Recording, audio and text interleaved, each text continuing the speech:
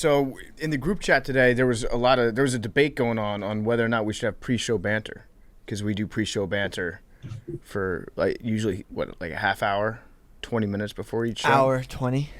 Yeah. So now we're making the pre-show banter part of the show. It's like behind the scenes. Macrodosing is the only podcast where you get to see us plan out the show, like from cradle to grave. You're like part of the team. If you're listening right now, you are a member of the Macrodosing podcast. That's pretty crazy. No free shirts or anything or merch. Still have to pay for those. We have to pay for those. Right, Billy? Yeah, it kind of sucks. How much did that shirt cost you? It literally cost like $30. Damn. I had to get it off the store. Which is a great deal. They're great shirts. Steal if you ask me. Oh yeah, it's huge steal. Only But, $30? I thought I would get like a discount. No, But it's cool. not yet. You got to earn that discount. You know what? Barstool is. We should actually come out with our own credit card, but not to give to other people. Just for like people that work here, to buy Barstool merchandise. Make that APR on the back end. Build Billy's credit up. Yeah, exactly. Credit episode had a lot of hot talk coming in after it. A lot of people that were like, "You guys don't know shit about credit." Yeah, that's why we did the podcast, so we could learn, so that you guys could teach us. Actually, the biggest takeaway from last week's episode was that Arian Foster has an 840 credits. I think you just wanted to do the credit episode so that you could say publicly that you had a perfect credit score. That was it. I just wanted to stun on y'all. Yeah, mission accomplished. I had a conversation with Vibs the other week here. He was doing lowering the bar, where he basically just tortures us on camera for a while, and he asked me if I was stunting because I had a necklace around. I had like a big chain for Dave and Buster's, and then he started asking me about flossing, and I didn't know the difference. What's the difference between like balling, stunting, and flossing? Do you guys know? I would say balling just means you got bread, right? That means you just got it. Stunting, I guess stunting and flossing can kind of be synonymous. I guess stunting is like more so, stunting is more so like a show. You put up like in front of a club or something, like, oh, he's stunting. Like you doing that shit to show out. Flossing is more like it's for you, but other people notice. Yeah. Okay, that makes sense. So flossing, like it's like when women say that they get all dressed up sometimes. It's like, I do this for me, not for you guys. Yeah, but it's definitely for other people, but it's for you as well. It's like for everybody, man. Okay. I like that. Fuck, marry, kill, flossing, ball, and stunting. Coley? Well, first I'm going to say the internet in the office is terrible today. Just terrible. But yeah, I mean, I think you have to marry ballin'. I'm going to kill stunting because I do think stunting doesn't necessarily mean you got it. Like ballin', you got it. Stunting, you could have just like, you might have it in that moment, but it's not like Arian's 840 credit score. It's not a part of your essence. Mm-hmm. So then I'm fucking flossing. That's like the Best Buy juice and the sauce, that video. You know what I'm talking about? Yeah. Yeah. Or Gucci explaining it as well. Yeah. Big T, you look good today. Thank you. Big T is in like high Tennessee mode right now. I'm dressing the same way every day this week. We play Thursday, so we're rocking the UT polo and khaki shorts every day this week. Got to get game ready. You do look like an assistant coach. I think Coley said that at the start of the show. But this is the official coaching polo shirt? No, I got this College World Series. But no, we have several of those from the last however many seasons. We'll rock them this week. I like this week because we've got this is the first time in the history of the show that Big T and Arian are two diehard University of Tennessee football fans, and you guys are like, it's game week. I can see the light in Arian's eyes right now. He's like, I love these kids. I think we got a good group this year. Yeah, I'm like, I can't. Who we got this week, Big T? We got Bowling Green. We're 34-point favorites. Joe Milton was named the starting quarterback today. He's looked good in camp. It's good. It's good for them, man. I'm happy that. Hey, what's the status on how much money has the starters made in Tennessee? Is anybody keeping a track of that? Well, we do have the player at Tennessee, right? The official. Did we ever officially do that? Player. Did we reach out to him? The Arian Foster, University of Tennessee Player of the Year, the guy that like hates the system. Well, it was. Can we say who it is or who reached out? Yeah. It was Tyler Barron, who's like a pretty good, really good player. reached out to Macrodosing, and I guess he listened to the show because like we didn't. He like DM'd before we like tweeted about it. I think. Yeah, I think he said he either listened to the show or like one of his friends listened to the show and was like, "Hey, I know someone like that." Tyler Barron. Tyler Barron, I like that. That's a cool name too. So that's the official Macrodosing name, image, likeness player of the University of Tennessee. That's sponsored in Arian Foster's name. So we got to send him some shit. Yeah, we got to give him some. Give him some bread. Fuck sending him some shit. We gotta get that some money. I want him to stunt on campus. That's what I want him to do. Okay. You know what I mean? All right, Tyler. We'll send you some cash, but the rule is you have to buy something crazy with it. Not crazy, but like buy something so you can floss just like a little bit. It's for you. If other people happen to notice you flossing, that's cool. But yeah, do people floss in Tennessee? Sorry, yeah, that was bad. That was a bad joke, Big T. Sorry. I didn't know which. You have way to have you were two going teeth with to it. floss. Right. Yeah, that's the issue. No, that's a good, see, you're talking a lot about Mississippi and Alabama right now, and I don't appreciate it. Also, that's kind of controversial though. Like a nigga with 1-2, I mean, he feel like he can get around. He can get around it if he. Yeah, that's just polishing. That's like washing the side of a car, though. That's a hot topic. We need a dentist's opinion on that. If we have any dentists that listen to the show, is it considered flossing if it's just 1 tooth? I think it's just wiping her down is what they call it. A bunch of Tennessee players are on Cameo and signing with like local insurance companies and Mexican restaurants. Okay. I saw yesterday That's some shop in Knoxville selling a shirt that like any player that opts in gets like part of the proceeds from it. Okay. Well, we should make a shirt. Send it. It's Tyler Barron, right? I want to make sure I get that right. Yep. Tyler, how do you spell his last name? Baron. Is he named after Trump's kid? I don't believe so, no. By the way, how fucking hilarious would it be if Barron Trump became like a first-round draft pick in the NBA? He's got length. He's huge. What if he became an all-star? Fire. That would be. How tall is he now? Pure content. I think he's like 6'8". Is he really? He can't be that tall. No, he's pretty. He's 6'7". big. He's 6'7". I think he's 15. Yeah, he's 6'7", 15 years old. Have we talked about? I've got a theory about Trump and Barron. I don't know if we've talked about it on this show or if I've just talked about it offline, maybe in one of our pre-show chats.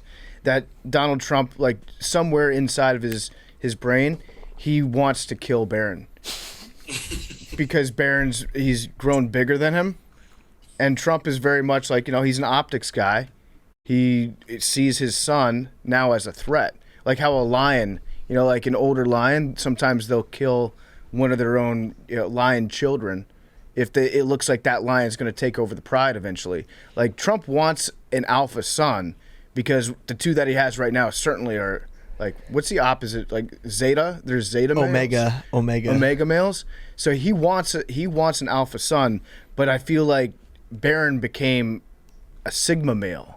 Like even bigger than the alpha, and so now Trump is like he's definitely thought about killing Barron is what I'm getting at. But how would he kill Barron? I mean, if Barron is like Barron looks like the kid who like you're like there's no way that his thyroid is producing at a normal level. That's the Trump DNA. Like how when pumping. kids are like really, really, really tall at a really young age, it's like they have like an overactive thyroid or something. Like that's how I feel like Barron is. But it's like, what's Trump gonna do? Trump's also like what, 75? Yeah, but he's in the best shape of his life. Is he? Oh. 6'4", 220, twisted blue steel. He's 6'3", 230, same metrics as Derrick Henry. Yeah, and he's just a very different 6'3", 230. He's actually in better shape than you, Billy. How come? Right? What are you? Right now I'm like 6'4", maybe 210. Yeah, he's more jacked than you are. No, dude, I was pretty heavy a year ago, and I'm like pretty happy I got it down. Mm-hmm. So, Billy is wearing like the really low profile hat right now. He came in the studio. You look like a hungover chick. I'm not. It just wears the really low. What's going on with that? Since 7. Oh really? Yeah, I've been blogging. Damn. All sorts of stuff. What'd you write about today? Well, I wrote a Jake Paul piece that oversaturation on Jake Paul right now, so I'm releasing it later in the week. And then I got some Sam Ellinger stuff coming out. Wait, the way you just described it, that sounds like maybe some sort of editor-in-chief gave you some feedback on when to release that blog. Is that? No, I just have it. I just have it in the holster. Okay. But yeah, then I had to do a bunch of other things. And what are you doing? I very publicly told Marty Mush to blog at 1 a.m. last night because of the relevancy about Jake Paul. I would for sure not tell someone to push it back a week. No, I was writing it, then also researching for the show, and had a pretty jumbled morning. But speaking of Jake Paul, wait. I like that Billy's explanation for why he's not releasing the Jake Paul blog the day after the Jake Paul fight. That's Homer Simpson, like, not selling his pumpkin stock until mid-November.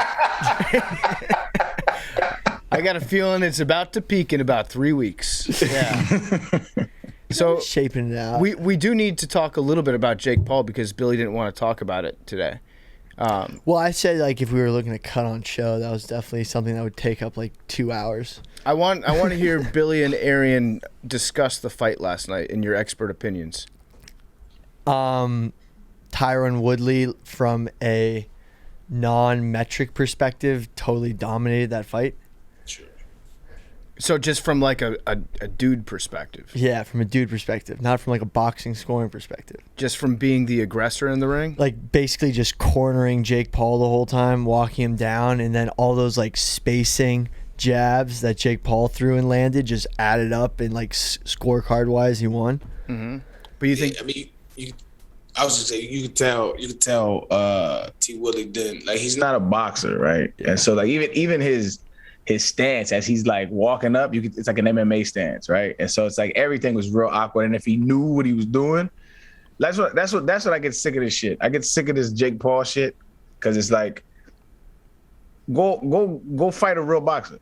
Like, this is dumb. That's just so dumb. I hate this shit. I hate it. He's exploiting shit, and this is going to be the precedent going forward for big fights. It's going to be like celebrity boxing matches, bro. Like, that's what it's going to be, and that's why I hate it. And it is what it is. Like, I'm over this life anyway. Like, this shit is just getting weird. Everything's getting weird. I'm just over everything. So it's like a little correction though, because boxing was so corrupt for the last, like forever, really. Like, boxing has been the shadiest industry ever.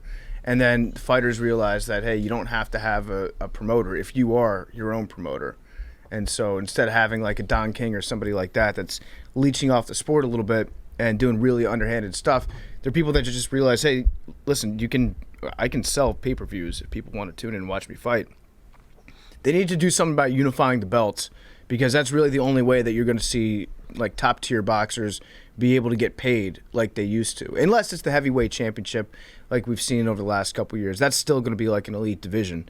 But they just kind of realize that people in today's society, people just care more about fame really than they do about skill.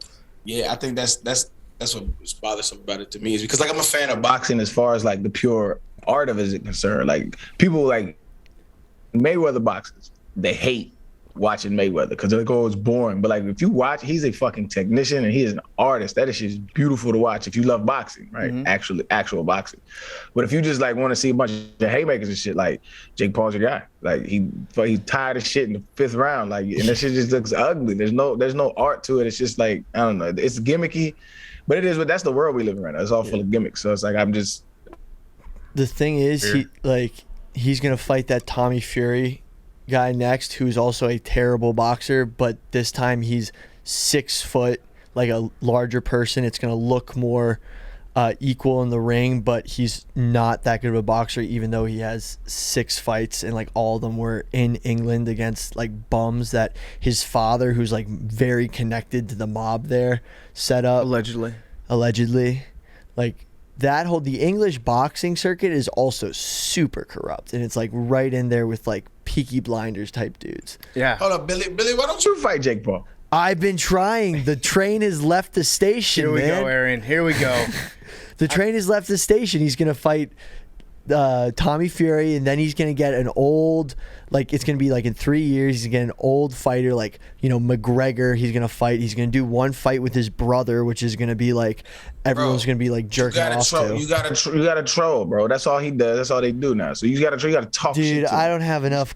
Like, there was a moment, not really, where it could have happened. No, not at all. but like I have zero clout. It would have never happened. Like the train has left the station. He's also gotten to the point where he has been training like nonstop for 4 years, where the train has left the station. You gotta Whoop your ass. Yeah, he would. Yeah. He'd piece me. I mean, I think I'd be able to, like I'd walk out looking like a hamburger, like. But I think I wouldn't let him knock me down. But I'd get a couple pieces on him. Well, all right. So there's one way that you could do it, because the only way to make the fight happen would be if you were to out Jake, and so you just have to become a bigger troll than he is. I gotta steal his hat. You either steal his hat. That's one good option. Or you could you already look enough like a long lost Paul brother that you could pull this off, where you just became, like those women that get plastic surgery so they can look like a Barbie doll. Jesus. You should just get plastic surgery until you look exactly like Jake Paul, and then try to fight him for his own name. True. Maybe. I have personal beef with Jake Paul because he's from my hometown, and like no one from Cleveland likes him at all. I mean, there's like a very, very The whole crowd was booing him. Yeah. Yeah. Like Not LeBron. No. Like I've known who he was since he was like doing Vines in like 2013 or whatever.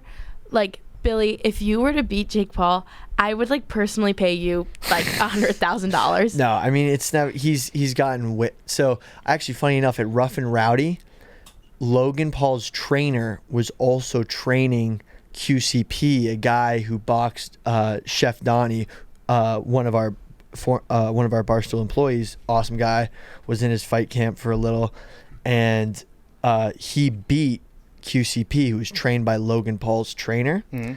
And I was talking to him about after the fight. I was talking to him about like the Logan Paul fight.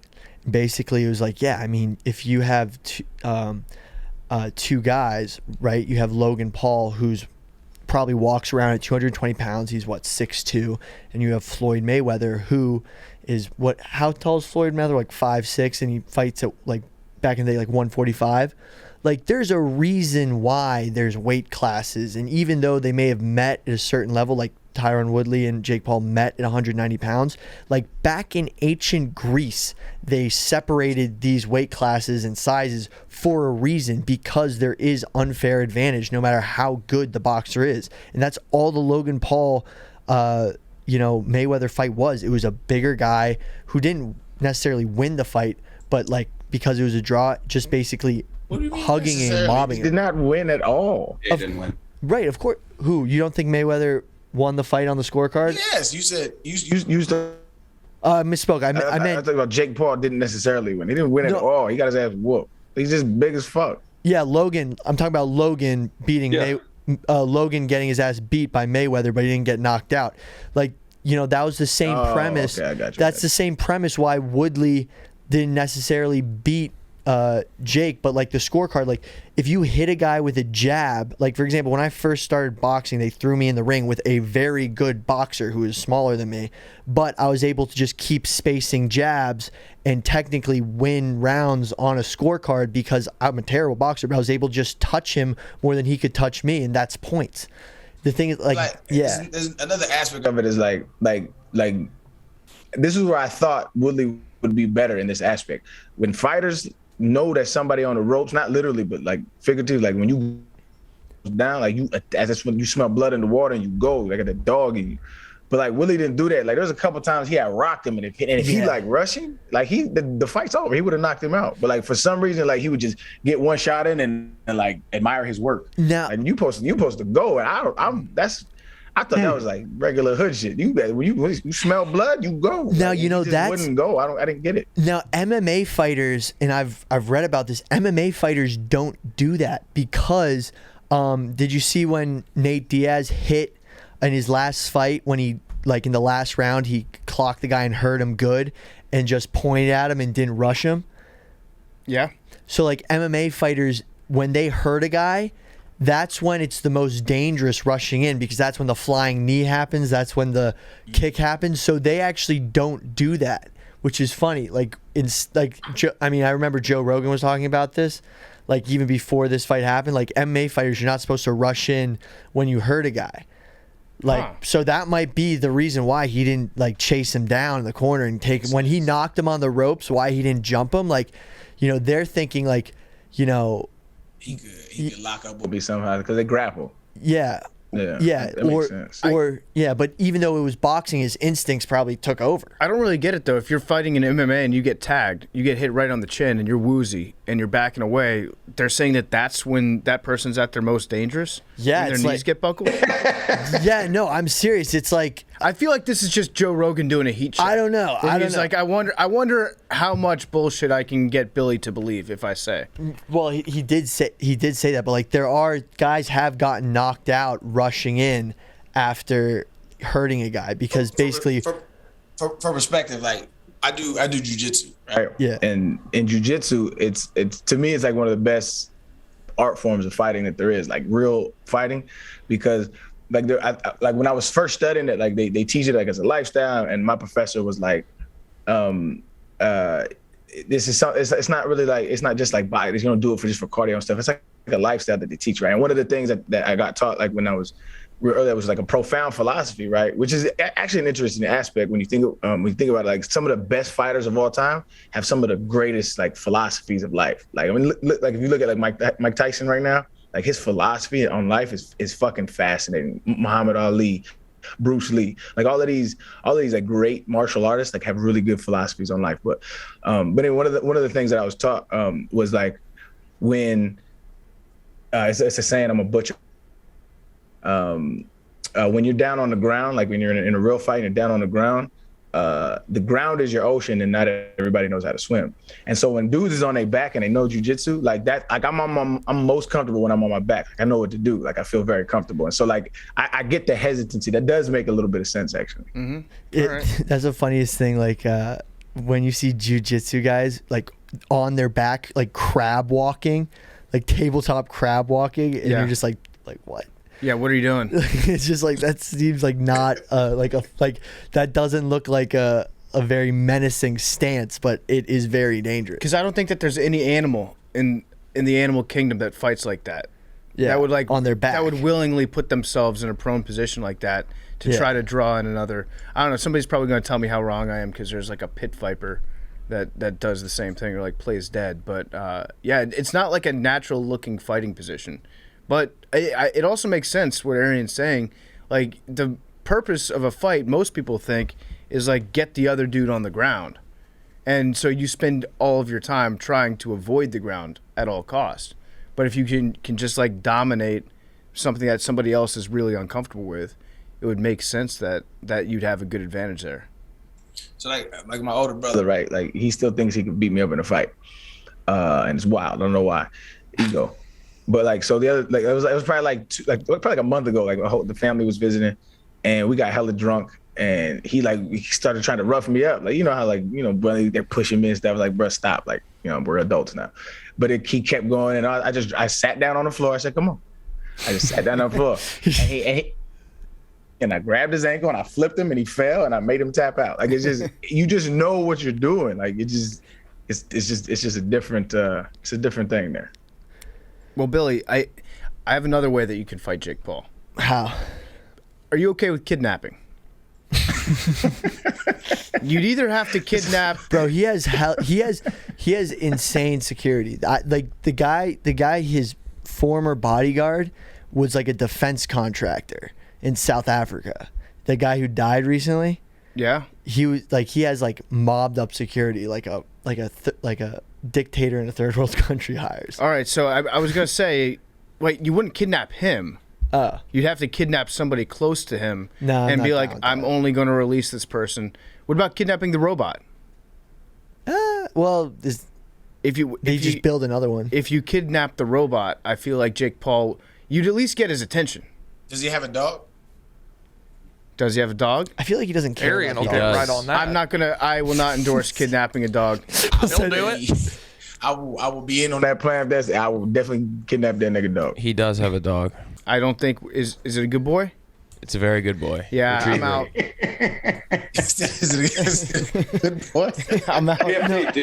When you see that robot, is that like a direct affront to your religious idol, which is the Fox NFL robot? Yeah, Cletus he has a name. Cletus would beat the shit out of that robot. I think I have Cletus in under 2 rounds. They should do that as an undercard of the next fight. That's what I was saying. Like, have that robot fight my man Cletus. Is there a real Cletus? Doesn't matter. Yeah, yes, there is. Like I've never seen. He's him. real to me. Yes, he's real. He's No, I know, real. but like if they hang on, He's I'll real. Keep talking. He's real. But yeah, Billy, if you kidnap Jake Paul's robot and be like, I'm not giving this robot back until you fight me, that's the only chance you have. Because you're right, the train has left the station. Jake Paul is not going to waste his time fighting against you right now. That's something you have to catch him on the way up, or you have to beat up some people and establish yourself as a fighter before you can challenge him. If you kidnap his robot, though, that's a personal affront to him. That's the way to get. He would do that to somebody, by the way. If there was another fighter that Jake Paul wanted to fight who had a robot, if you don't think that Jake Paul would kidnap that robot to make the fight happen, you're delusional. This is what he would do. You need to lay something valuable on the tracks. I was really hoping he would lose last night and be like, hey, Jake, like, you know, like, got a loss, come to Rough and Rowdy, hone your skills, and get back out there. Like you're a rebound for him? I think I'd be a perfect rebound. But he's not going to lose. Why you putting Jake Paul on his pedestal, Billy? Like I don't like how you talking about that. I don't. But no, yes you do. Yes you do. I yes, don't. You do. I don't. I think I'll be your rebound fight, Jake. Well, yeah, because that's the only way it could get him. That's the only way it could get him, bro. Talk shit to that. Talk greasy to that. Well, you gotta be realistic. You gotta be realistic. Like, you can't be realistic. You got. Bro, talk shit until he says something, and if not, just keep talking shit. Yeah. We're also like just completely ignoring the fact that like one of Jake Paul's good pals is the founder of the company we work for. Like I feel like it's a little easier to set up than we're making it out to be. No, but even then, call him out too. No, but if anything, Dave would get our friend Paul Bissonnette of Spin Chicklets that fight. I would love that. That would be a great fight. And I think Bissonnette would have done if he had as much training as Woodley did, I think he would have beat Jake Paul last night. You think 100%. so? Yeah, 100%. If they're both on, is the fight taking place on ice or instead of boxing ring? Boxing ring. I like how you call him Bissonnette. Like how he says organization. He has such a weird pronouncing. I've said it before, right? Bissonnette. Yeah, there you go. Bissonnette. Yeah, Paul, more like Paul missed the net. Yeah, but I think he would have absolutely pieced him because it came down to Woodley couldn't touch him. Mm-hmm. Like he couldn't get those easy points of that like two evenly sized boxers like just get. But anyway. All right. You guys want to talk about Woodstock?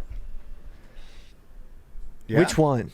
So I recently watched the Woodstock 99 documentary. We could talk about the original as well. But the Woodstock 99 one, because I remember watching that live. I ordered it on pay-per-view because I heard through word of mouth. For, like one of my classmates was like, hey, all the chicks have their shirts off. And so back then in 1999, you couldn't just like log on and find anything that you wanted online. And as a red-blooded 14-year-old, I was like, you know what? I think I have to order Woodstock 99. So we watched it in my friend's basement and watched everything kind of unfold the way that's presented in the documentary until it just became Woodstock 99 kind of big. That was hell. The last night. The black real quick. You know what the black version of that was? What's that? BET Uncut. Yeah. So BET Uncut was like late night. They would play like wild ass videos that was just like. Back then it was like a free porn channel. Yeah. Yeah. And if you were lucky, you would get a commercial for like Girls Gone Wild that popped up then. Girls Gone Wild is something that has definitely not aged well at all over the years. Looking back on it, it's like that's pretty creepy that one dude made his entire living off of just like rolling around with a camera and then just videotaping drunk girls and then bouncing. Like, that's weird. Got you on film. Now I'm going to sell it, and it's going to be all over late night television. Your dad's probably going to see a commercial for it at some point. But yeah, the 90s were a weird place. And the Woodstock 99 documentary does a pretty good job of outlining like how much different that concert was from the original Woodstock in the planning and the type of acts that they had and the execution, and just like kind of how the world had changed over the course of those years. So we could start with the original Woodstock if you guys wanted to. Oh yeah, let's do that. Now, I feel like Woodstock was probably a pretty good concert, but I do think that it's one of those things that like boomers look back on. Think how bad your generation has to suck to be like, what are you guys known for? Well, we had a good concert one weekend. That defined our era. Is like we had like a couple 100,000 of us went to this field, and it was overall a pretty positive vibe. That's really not that big of a flex, is it? What do we have to compare to that? 2 Iraq wars. I would say GPS, dog. I was talking to my mans about this the other day.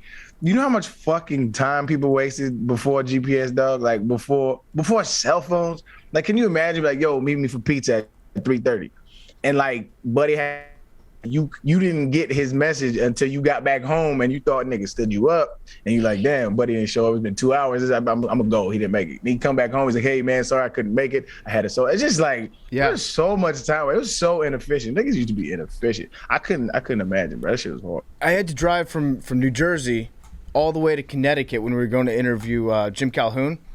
And I have no idea how anybody ever made that drive before they had GPS. The amount of times I had to like make sure I took a certain exit going around New York City to get on the right road to then go off to Connecticut, it's crazy. Like I if you had to write that down or like look at a map before you're leaving, and I still remember because I drove before GPS.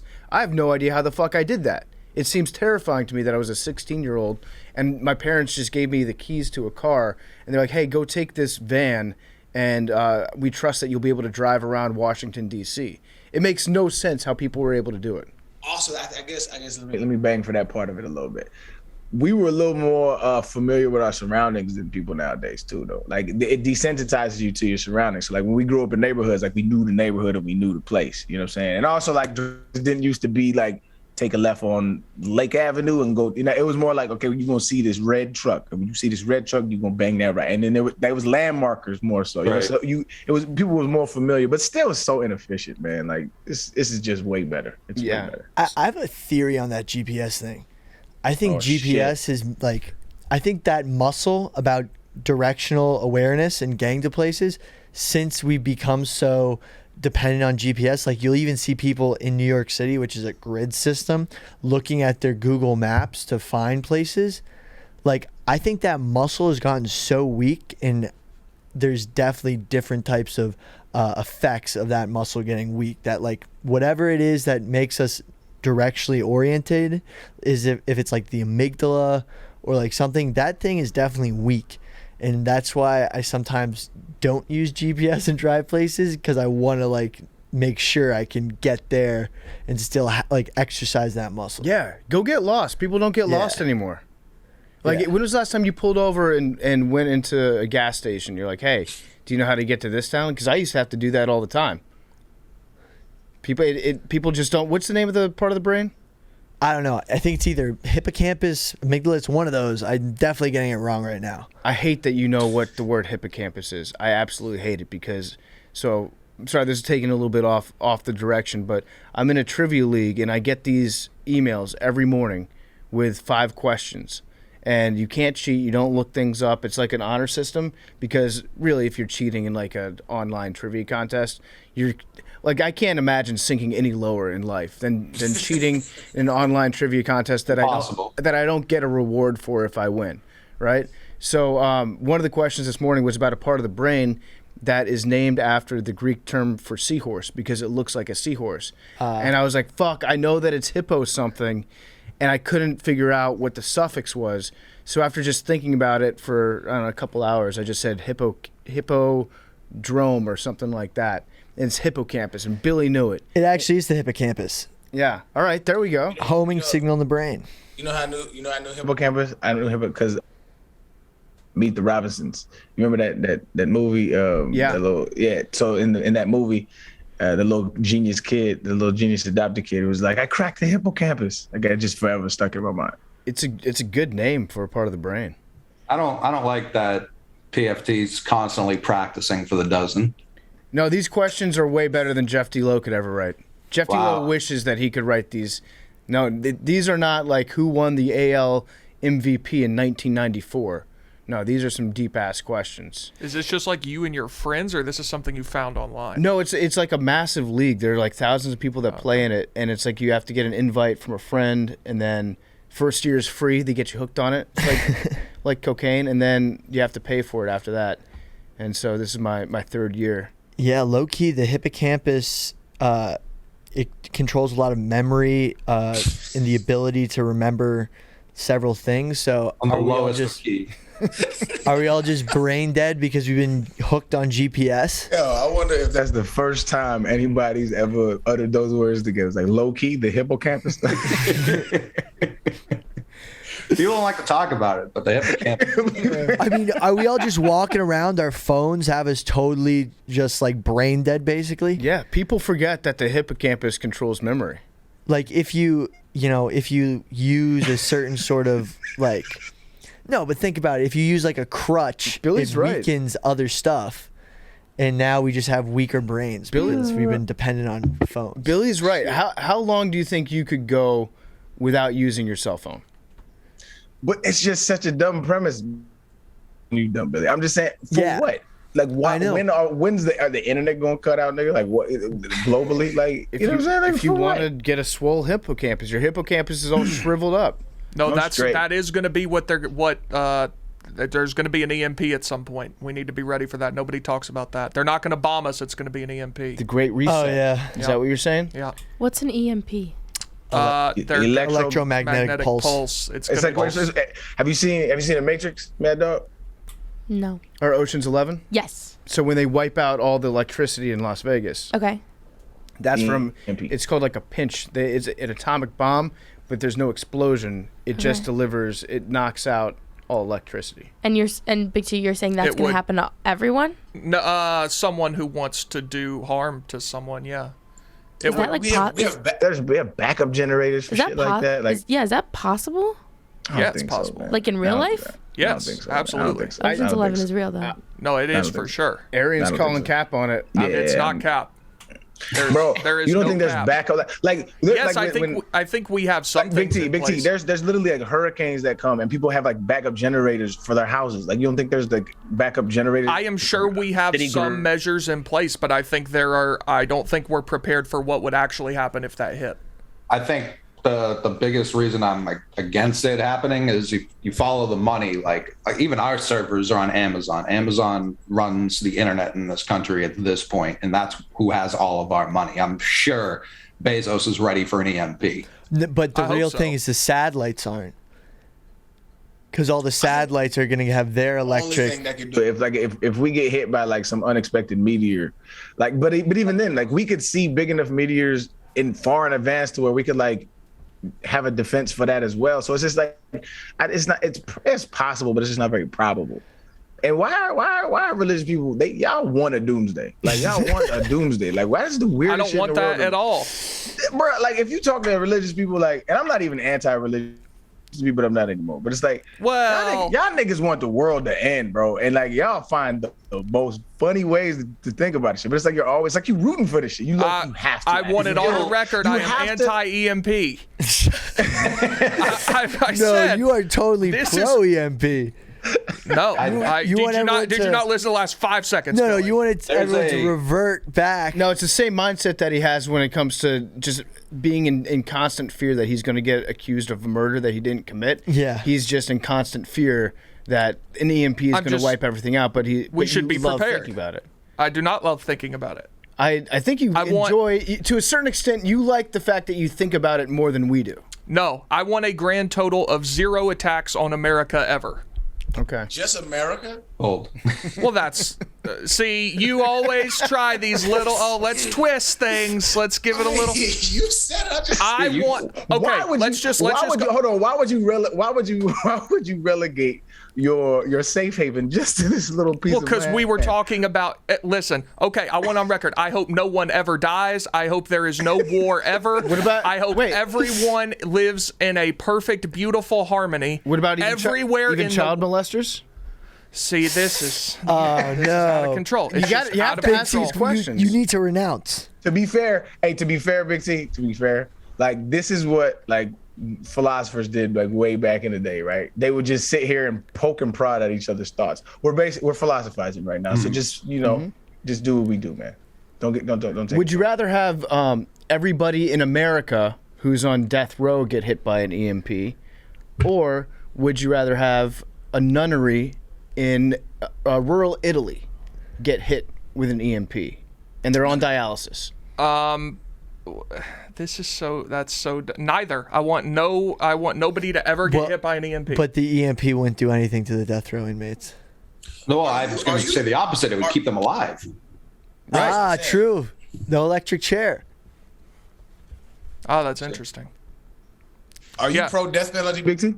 No. I think there are, in theory I am, but there are too many practical misapplications and times that we've gotten it wrong. Bro, Dylan Roof is so worth the money to kill that guy. Like, you know how they say keeping a guy in prison for like the rest of his life is like more cost effective than the legislative, than the legislative proceedings of actually killing someone. Spend all that money on killing Dylan Roof because he just got it, and I'm like, yeah, that's well spent money. Yeah, I like that Big T's like, in theory, I would like to kill people. I think that the state should execute people, but you know, the best laid plans of mice and men don't always work out. Y'all are out of control. I don't think that the state should kill anybody, and it sucks because when you say that, then you have, like, if we're doing the philosophizing, Billy's like, what about Dylan Roof? And then I have to like argue for him. You're putting me into like that corner, but I'm like, no, I don't think anybody should get it because there are 1,000% on board. There are mistakes that get made, and it's not a deterrent. It's proven to not be a deterrent for anything. And it's more cost effective to just like have people in prison for life. Also, if you fuck up once and you kill an innocent person, which we've definitely done that as a country, that means that we're all murderers. So Big T's your worst nightmare has come true. Has happened. If you pay taxes, you're a murderer. Yep. All right, I'll wear that. All right. I do pay taxes. So we need to get the not a murderer sticker that Big T has and cross out not officially. A murderer. A murderer. Just a murderer. Sure. But Woodstock. So when you guys think of Woodstock, the original concert, what comes to your mind? Free love. Jimi Hendrix. Weed. My dad went, so that's what comes to mind. My father biking from Massachusetts to upstate New York and going solo like a sociopath. That is crazy. Himself? Oh yeah, he was. Does he have any estranged children? Listen, I think like my grandfather, to take it one step further, was a troop in Japan during Dub Dub 2, and he absolutely was planting his seed over there. So like, I wouldn't be shocked there were much like 6'5" Japanese people sticking out like a sore thumb, and that's like my cousin. Shohei Ohtani? But my father was a big hippie, so he just went there on a bike and a backpack full of treats. And just rolled up to Woodstock, made friends along the way. Maybe Woodstock was just the friends we made along the way. So, wait, was this before or after he got dosed by the CIA? After. Okay. So he made the bike ride from Massachusetts. How long did that take him? Coley, did we cut out? I might have cut out. Am I there now? Yeah, you're here now. Yeah, I think it was about a week. Okay, damn, that is a long time to bike. Yeah, I mean, he rode his bike to Montreal for the Olympics. Like, he walked from Massachusetts to New York just to see if he could do it. He was a big fucking weirdo. But he biked to, and I remember him telling me distinctly, like, the line of traffic to drive into Woodstock was like miles upon miles. Him on his bike just zipping through people turned out to be like faster than driving once you got near it. Yeah, so 400,000 people went to the original Woodstock. And I feel like you couldn't pull off a concert like that nowadays. How many people went to Woodstock 99? What was the total? Do you guys know? 250,000. 250,000. And so, like, by and large, the original Woodstock sounds like a pretty cool concert. There weren't that many people that died, right? I think a couple people. Two. A couple people died from, like, some bad drugs, exhaustion. No, I think it was like insulin or something like that. And then one died from a tractor? Yeah, like, one guy got run over by like a truck or something. That's wild. In the original one? Yeah, the original Woodstock, yeah.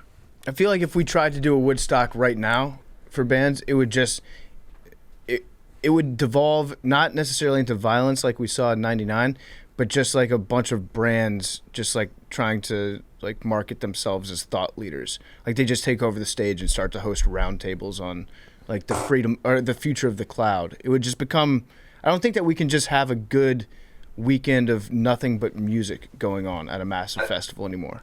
Didn't you just describe South by Southwest? Yeah. Yes, you're right. Great point, Coley.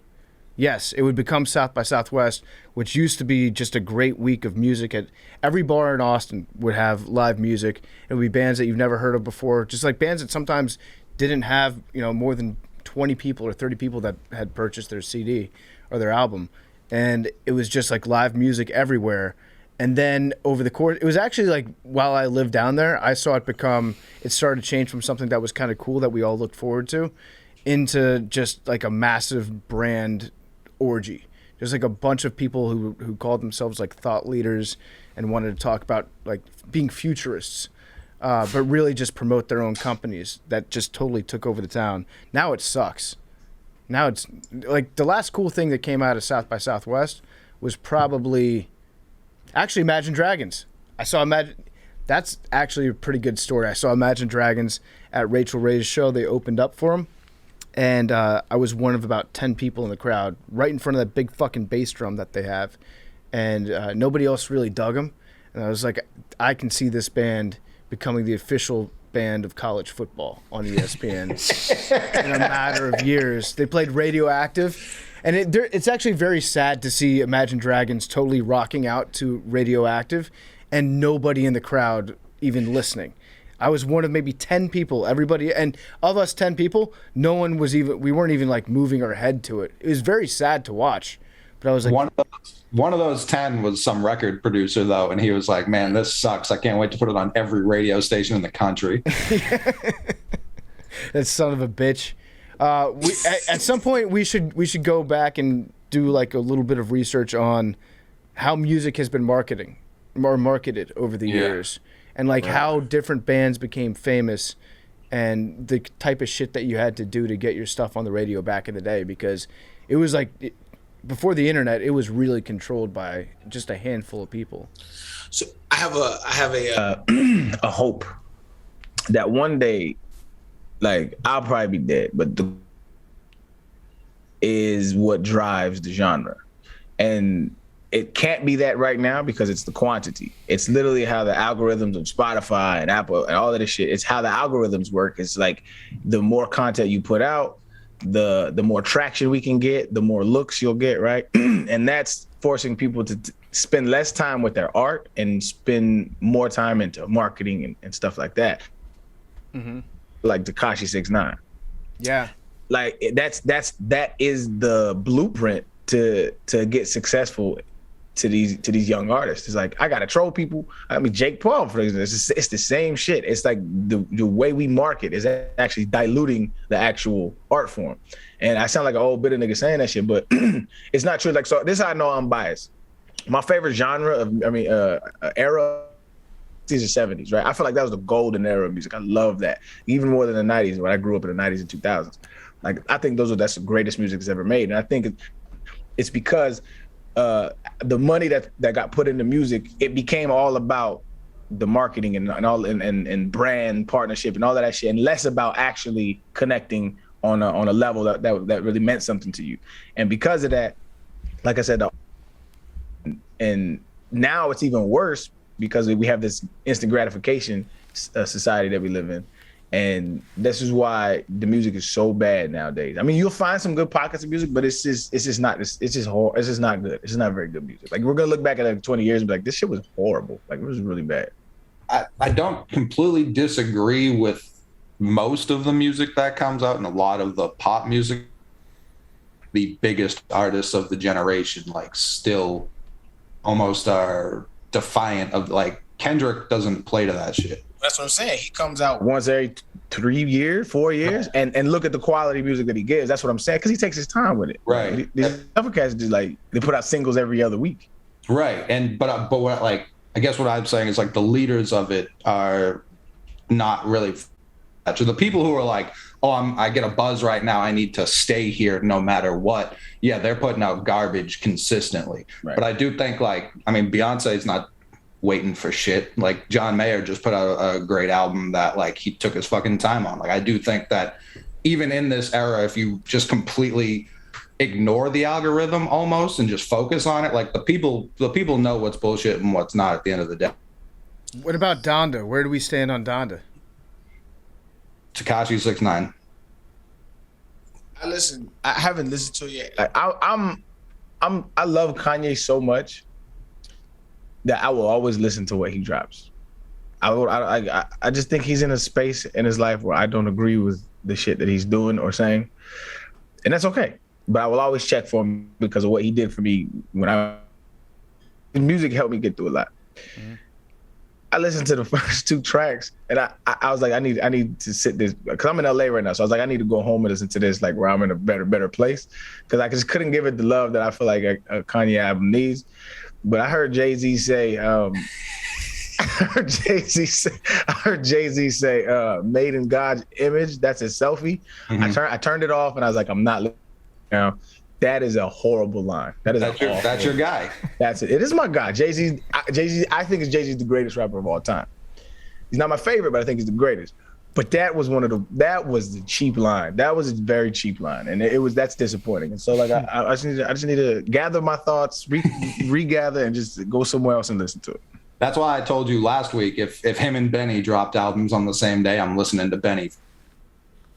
Made in God's image. I'm a selfie from a 50-year-old art collecting billionaire. It's tough, man.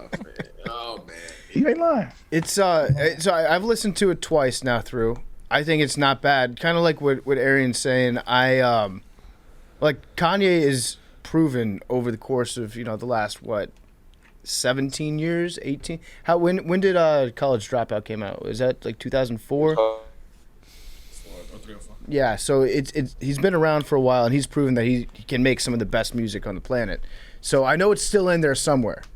And so I'm going to listen to everything that he puts out just in case that comes back again. And there are a few tracks. I think he probably could have made the album about 15% as long as it actually ended up being and just whittle it down. But he's in his own headspace, and he's got a vision for it. I look at it, it's like a soundtrack. I think Kanye wrote a soundtrack for a movie that hasn't been written yet. That's what Donda is. I haven't spoke about it because I didn't want my mentions to be bombarded on Twitter by his stands. I think the production's like about as clean as his production's ever come off for an entire album, and I think the features outside of Jay-Z all knocked it out. Every time he opened his mouth on the album, I wanted to change the song. Like, I don't know if his ghostwriters are on strike. I don't know what's happening, but I feel like he's never been the most lyrical guy that there ever was, but he always would show up. He wasn't negative. I think he was a net negative when he opened his mouth on this entire album. I was going to say, the only really parts of the album I really enjoyed, none of them were Kanye. Right. He also... And absolutely floated. He's been into this weird thing recently on the last few albums that he's done. Christianity? Yeah, exactly. He's got really into this dead guy. I don't know, it's kind of weird. Hey, come on now. He's kind of simping for this dude that died 2,000 years ago. He was definitely dead, Big T. He definitely was dead, Big T. For 3 days, 2 days, the third day. Allegedly. Yes, continue. All right, thank you. The weird thing that he's been into as far as his production goes, there's always 2 songs on each album that I'll listen to and be like, why did he just not have any drums on this song at all? The beat is just, the organ, the bass, maybe a couple synthesizers, whatever, but there's just no percussion whatsoever. And I'm like, this song would be so good if there was a Jesus Walks type drum track that was added to it. I think that's that line, die a hero or live long enough to see yourself become the villain.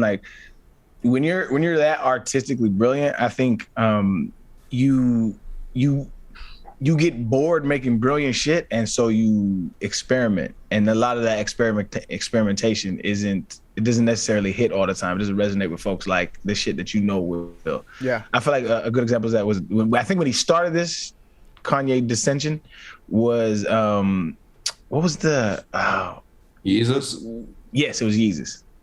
Yeezus was when he started experimenting with his art as far as not pushing his artistic, but just yo, I need to go somewhere else with this shit. And that's when it was I don't know. I feel like he has a lot of mental issues. Mental issues. That's just not what I think.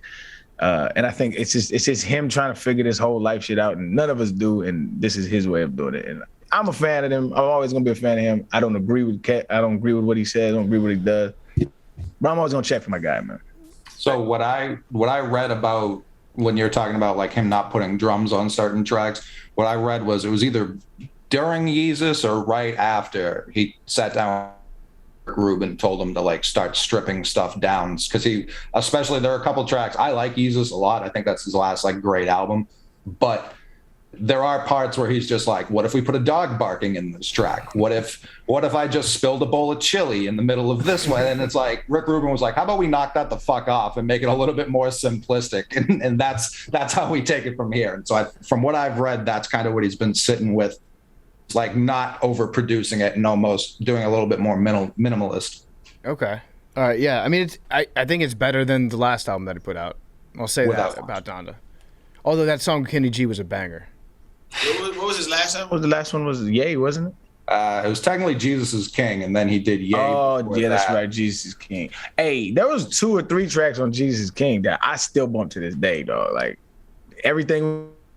If he could put everything we need, could have been like on College Dropout or something like that. It easily could have fit in any one of his top tier catalog albums. Easily. Well, matter of fact, you can give me everything you need and swap that shit with Drunken Hot Girls on Graduation, because that is one of the worst songs ever by Kanye, and it had Mos Def on it, another super talented human being, and it's just dog shit. It's all Drunken Hot Girls did not belong on that album. I think Drunken Hot Girls is probably the most contentious debate amongst Kanye fans. I haven't met anybody in real life that likes it. Well, I'm right here, pal. You like Drunken Hot Girls? A friend? Who doesn't? All right, one's got to go. Drunken Hot Girls or Workout Plan? Oh, Workout Plan's out of here. I'm Drunken Hot Girls are fuck out of here, man. And I don't like Workout Plan either. Yeah, Drunken Hot Girls, like, it's just not a good song, Coley. I don't know what you see in it. Graduation came out 9/11. I never forget. My third day of freshman year of college at UMass. So I don't have a problem with a single song on that album. Not a one. It's about where you were at that time in life. Yeah. Yeah. And I mean, you talk about freshman year UMass filled with Drunken Hot Girls. So yeah, I have no qualms with that little ditty. All right. That's a fair argument. Sometimes art, you feel a certain way connected to it because of where you were in your life. And I think that's why people feel a certain type of way about Woodstock. The original Woodstock, because it like brings them back to that era where they thought that they were going to change the world. They were going to, their parents didn't own them. They didn't control the way that the world was going to go. They were going to get fucked up. They were going to expand their minds, and they were going to have consequence-free sex. And for a while, they kind of did. And at Woodstock, I think that people look back at Woodstock and they remember having no responsibility. They remember being able to experiment with drugs and listening to some great music, and they make it into a massive, more than just a cultural event, like a touchstone. Like you can't tell the story of 1969 or really the 60s without mentioning this one concert that happened. I feel like sometimes that gets a little bit overblown because it was so close to New York City, and because the only place that they sold tickets for it was in Manhattan. That's the only place that you could buy tickets to go to Woodstock. So it's very much like a cultural, like a coastal elitist type of concert. I'm sure there were other bangers that went on over the course of the 60s, but the only one we remember is Woodstock because of the film that got made from it, which is great, and because it was like a New York City adjacent thing. What do you think, Big T? I don't think that's inaccurate. Okay. I don't know. I will say it does seem like something that is, since I've moved to the Northeast, there are certain things that people who have grown up here think are much bigger deals everywhere than they are. And I do feel like this would maybe fall into that category of something that people from the Northeast talk about a lot, that like in the South, like, yeah, I knew what Woodstock was, but like there weren't people all the time talking about like, man, Woodstock. And granted, obviously it was 50 years later, but yeah, I do think there's some of that to it for sure. Now, I mean, I could make the argument that Woodstock is the reason Bonnaroo exists. Like, what is probably true? Yeah. What is like I don't know if it completely applies to you, but growing up, was that a thing people like wanted to go to around you? Yeah, like Bonnaroo is not far from Nashville, so that's like the big thing in Tennessee. In Atlanta, there's what's the one in Piedmont Park? Music Midtown. Music Midtown, yeah. So like all the shit like that. But yeah, Bonnaroo is like, I guess, the closest thing we'd have right now. Probably, maybe Burning Man, I guess. But was Woodstock the first music festival, like the de facto first, or just the first? Newport, wasn't it? Definitely not the first one. What's the big jazz festival? PFT. Not the one in New Orleans. There's the Newport Jazz Festival. There's Newport. There's Monterey. Yeah. Is that older? There've been music festivals before, but this was like the first one that was, I think, of its size. 400,000 people ended up going. Let's see. First music festival. Jamie, can you pull that up for me? It's like the first known music festival was a Pythian game. Was the Pythian Games, a precursor of the Olympics, which was held from the late 6th century BC at a sanctuary of Apollo, Delphi. So. Also, the music festival emerged in England in the 18th century as an extension of urban concert life into a form of seasonal cultural festivity structured around a schedule of music performances or concerts. So England invented the music festival. I think that's bullshit too. That's 100%. Yeah, it's like, okay, England. Of course, fucking England invented. You know what I'm saying? Y'all niggas invented everything. Yeah. Give me a fucking break, England. I think you and Thomas Jefferson claim everything ever invented, and it's all bullshit. Like, you think that there were no like music festivals or concerts in China for the like 20,000 years that they dominated the world? So, the first Woodstock was really the world's first Fire Fest. After Woodstock happened, everyone was like millions of dollars in debt. Who planned it? Lawsuits, company around it. So that's kind of very fitting to see how the music festival business has sort of just kept making the same mistakes. Good point, Billy. But nobody had Twitter then, so no one could no one could post the pictures of the brown acid that was going around and complain about it. Do you think that Woodstock 99 is considered so much worse than Woodstock 69 just because we didn't know what was going on there? Yeah, I think that there's definitely an element of that. Like Woodstock 99 was bad. It ended up in a very bad place just because it was bad. And it's honestly probably the best thing that's ever happened to Woodstock 69 because now people are like, Woodstock was pure. There was nothing bad that happened.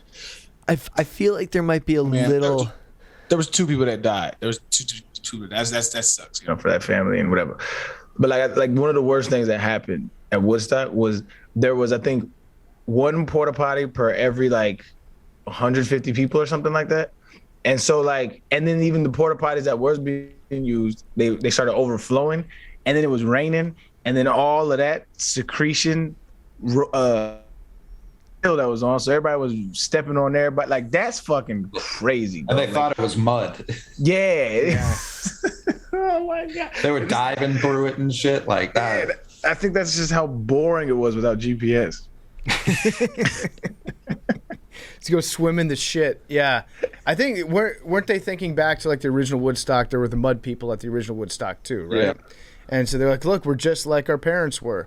And it's like, no, you're actually bathing in shit. I don't think I would ever want to go to a festival like that, like a full weekend. See, have you never done it? I've never been to a festival, and I will never be at a festival. And the reason why is because it's one of the greatest quotes of all time, and it came from Men in Black. I think I've said this before, but maybe I have. Yep. It's a person is smart. People are dumb, dangerous, panicky animals, and you know it. Dog, when you get around a whole bunch of people, dumb shit happens. Like, it's just that mob mentality. And plus, I don't really like people like that. I think they dumb anyway. When they get together, they get even more stupid. It's just, you add drugs and music that I can barely hear, I'm straight, dog. I'm straight. You can very much hear it. And you specifically could be in VIP, posted up, and I'm straight, dog. I could do the same thing at the crib with a bottle of wine. Bang. I did Coachella twice. I did Made in America down in Philly, and I did Governor's Ball in New York a couple times. I had nothing but pleasant experiences, and it is. I checked Coachella. Coachella when I went was $125K, And it feels like more than that. Like it's a lot of fucking people. And you're right. Like if something bad were to happen, I don't know what would occur because it's just such a wave of human beings. And yeah, that panic sets in, something could happen, but nothing did happen. So it ended up being worth it. The only downside to Coachella is you're in the middle of the fucking desert breathing in dirt all day because the grass operates the second 25,000 people go through the gates. So you just find yourself like sneezing out black for a week. Jesus. That was the problem. Woodstock 99, they had it on an Air Force base, a retired Air Force base, and the runways and everything. And that was one of the reasons why it got so crazy. Like, there was only tarmac and there wasn't that much grass. So basically the heat there was so magnified by just having blacktop, and like people's shoes were melting, and, you know, everyone had to get places on foot. So at the end of the day, you just had a bunch of very, very hot, pissed off people who had to pay for $4 waters. You know, when we did the hell episode, we described our personal hell. Pretty much any music festival, but particularly either Woodstock sounds like my personal hell. Yeah. Just a mass of humanity all on drugs. Your people bathing in human shit. They're heathens. Yeah, it's truly just, that's hell. That's hell. Which lineup appeals more to you, Big T? So I guess probably 99, just because that's like, I mean, I was alive, so like I'm vaguely familiar with that music. Big DMX guy. But neither of them particularly. Yeah. I feel like that was a very pivotal point in music, because like music used to be a lot more like hype, violent type music. Like DMX is like, that's hype up music, whereas like rap today is like, mumble rap isn't really like, you know, like stop, like drop, like. So with that, I feel, was that sort of bad gathering sort of a pivotal moment? No, that's a bad take. You think it's a bad take? I mean, Yeah. mainstream. I mean, hip hop's the number one genre in the world. DMX was like anti pop culture, right? Like, think about it, bro. He came out like when hip hop's main shit was like Diddy, right? And he was doing the shiny suit shit, and like it was bling bling, like that was that shit. DMX's first single was like "Get at Me, Dog." Like, you know what I'm saying? Like DMX was counter to that. So like nowadays it's the same shit. Getting the crowd hype. I like that take. DMX was the Nirvana compared to like Diddy's like hair metal, Poison. Yeah. Like it's the pendulum swings back and forth to like something that's overproduced and shiny, something that's more raw. But it was a very angry concert for sure. If you look at the lineup, there was a lot of anger going on. It was cool to be mad in the late 90s. Oh yeah. Because I actually think that the reason why music became so aggressive in the late 90s is because we really didn't have that much to complain about. Like in terms of like our country has become involved in so many more like international conflicts. The world's gotten so much more complicated that for a lot of people, especially like young white kids like me back in the 90s, there wasn't really that much to complain about. I lived in the suburbs kind of, and I was like, yeah, all right, Limp Bizkit's talking about like breaking stuff. Why? For no reason, because they just woke up feeling angry. Like that's what we were angry about, was we're mad because we woke up feeling like that for no reason. And that was like a big thing in the late 90s. And I feel like in the 2000s, music changed a lot. It became less mad, and just it went off in a bunch of different directions. But at the time, it was cool to be pissed off. Yeah. The 90s was like a hangover for the 80s. It makes sense actually a lot. And then plus like rap kind of developed from the inner cities, like in the crack epidemic, right? And so like that was a lingering hangover. So the 90s era was that. It was like you were dealing with like a lot of police brutality and like drug war issues, and that's what bubbled out of it. And I think what came out of that was exactly what you were talking about earlier, like marketing and companies getting their hands into hip hop, and it became a lot more about how much money you got, which is where we're at today. Yeah. So all right, if you look at like the hangover being the 90s, where are we at right now? If like the last 100 years of music have been somebody's life, and they were hungover in the 90s, they're kind of like soberish, maybe trying to like recover a little bit in the 2000s. Are we into the microdosing phase right now? Like with the music that's coming out right now? I think hip hop in general, because hip hop is the #1 genre in the world right now. So that's wild to think about it, right? Interesting aspect of that is like, so like when the 90s, right? There was like a very distinct like cultural separation. Like there was like white music, you know what I'm saying? There was like Blink 182 and fucking Green Day and shit like that. And granted, there's still people that make that subset of genre, but it wasn't like as distinct as nowadays. And now you're getting, because of the internet, you're getting like a cultural blend of musics. And so you got like Jack Harlow, shit like that, right? Mm-hmm. Where it's like the pop music is hip hop, but it's not from like where it came from. An interesting dynamic. And I think like that's where I'm like confused as to where music is gonna go, because there's just so much, there's just a blend. Like I'm very confused as to what's going on right now. Like I was looking outside, like, yo, this world is not for me anymore, bro. This is weird. But like to your question, I think we're just like we have a stepson. Like if we're to anthropomorphize him, we made it out of the neighborhood that we came from, and then we have a stepson that wants to be in that neighborhood, and he's acting out. I would say like heavily introspective. All the biggest artists I can think of, regardless of genre, are extremely introspective, looking inward instead of projecting outward. Mm-hmm. Even Billie Eilish, who's probably like the biggest, I think the biggest streaming artists from last year were Billie Eilish and Bad Bunny, and like just completely inward looking individuals. Mm-hmm.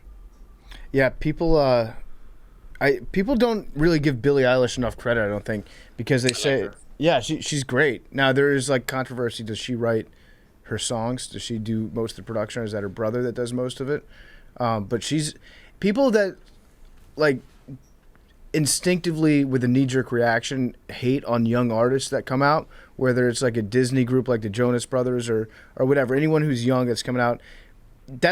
I realize that the people that start to tour, that start to create music when they're like 12, 13, 14, 15, yes, sometimes it's going to be like a little bubblegummy, it's going to be kind of cheesy, but those are the people that throughout years in the industry, they're going to end up becoming some of the most creative artists in the future. So you shouldn't be surprised when an artist like, I don't know, like for example, Justin Timberlake starts to branch out a little bit and becomes a decent musician and very creative later on in his career.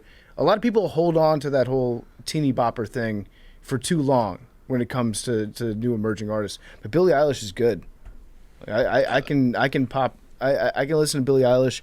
It's not like, to Billy's point, it's not like stop drop. I'm not going to like lift weights to Billie Eilish, but well, I think what I was trying to say is that maybe since that music was so counterculture and so unique, that it was more longer lasting, because I don't think I know any other music from that era.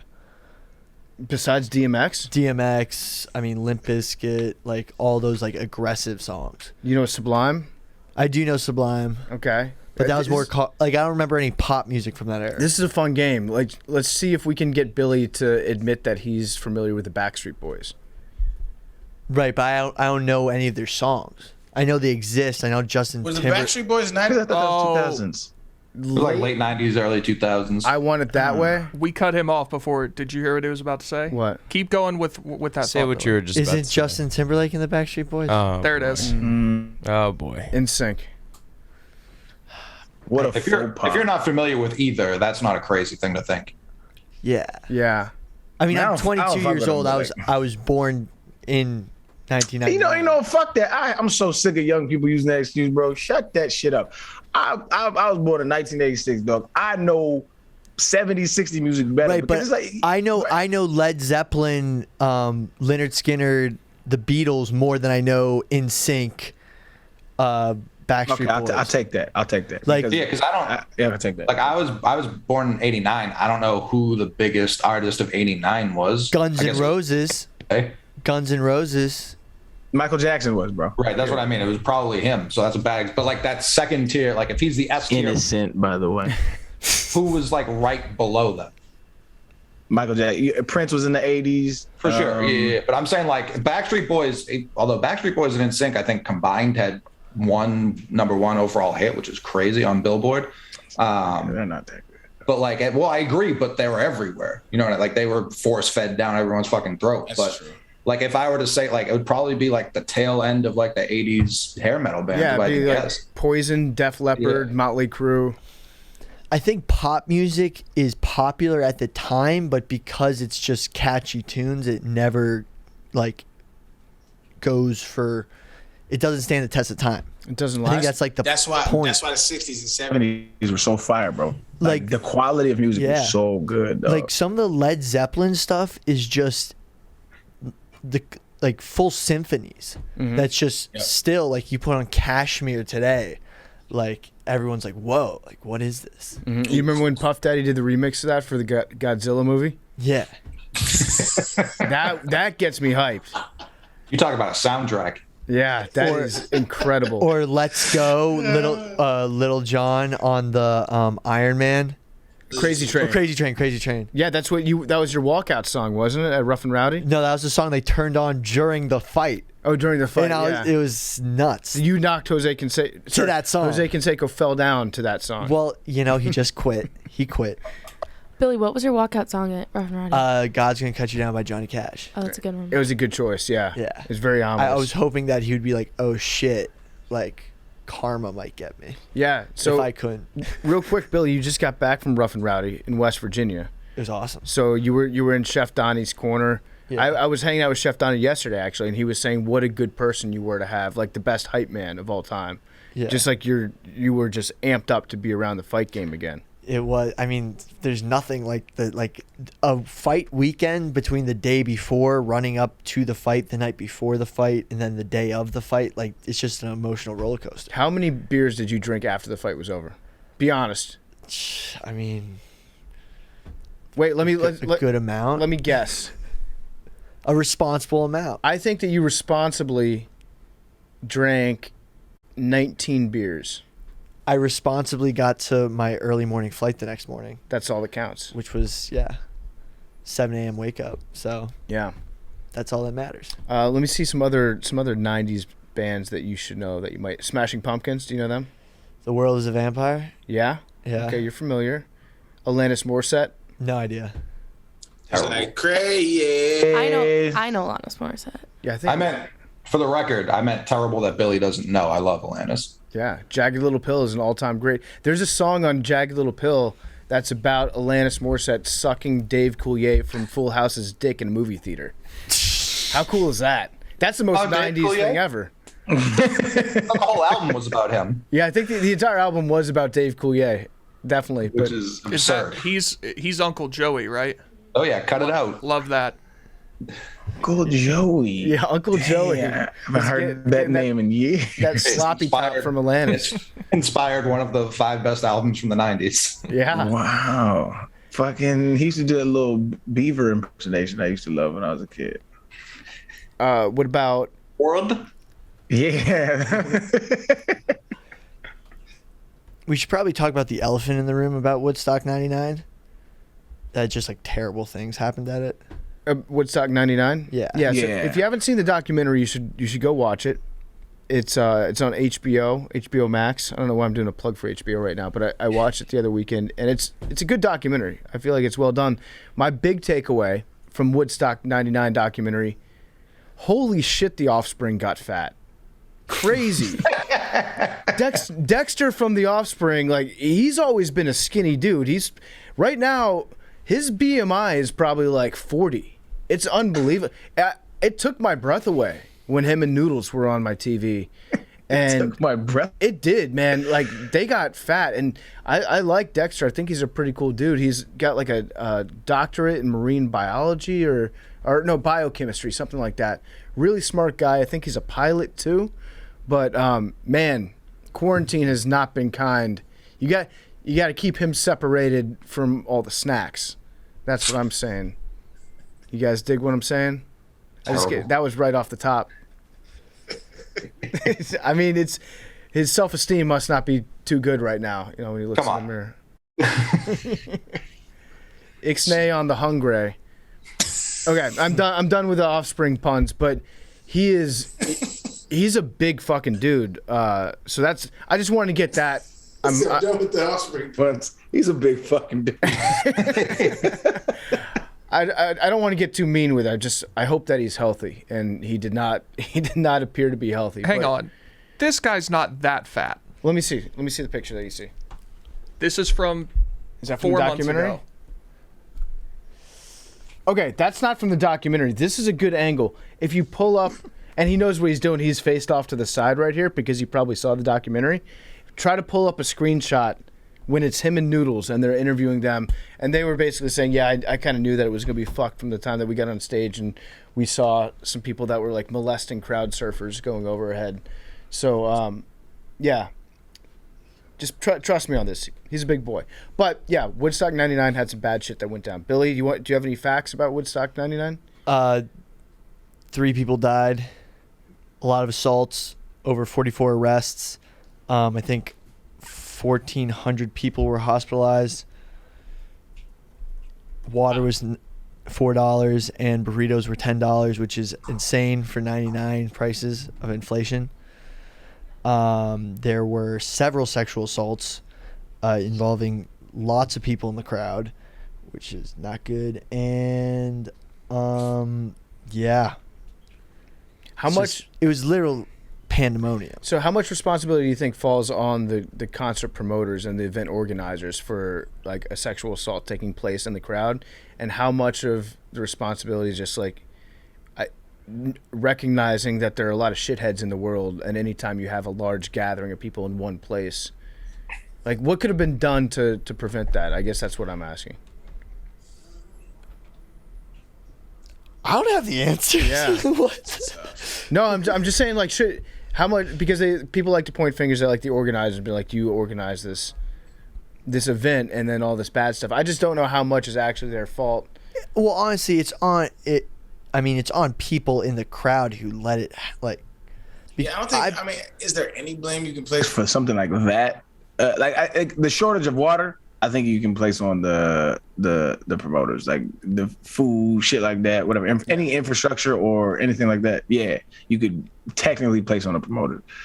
But like something like that, like that's just shitty humans. Mm-hmm. Like, but also not only shitty humans, but also shitty people in the crowd watching it happen. I mean, I've been to concerts and crowds, and if something like that was happening around me, I would be like, yo, someone called a security or police. Thank you for your service, Billy. Like, or maybe even like you would handle it yourself.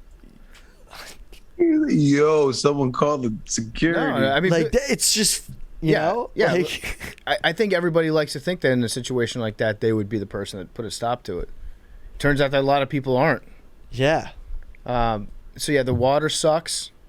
It's $4. $4 doesn't strike me as that much. That's now though. Like 99 bottled water is way cheaper. Yeah, $4 for water is like $9 now.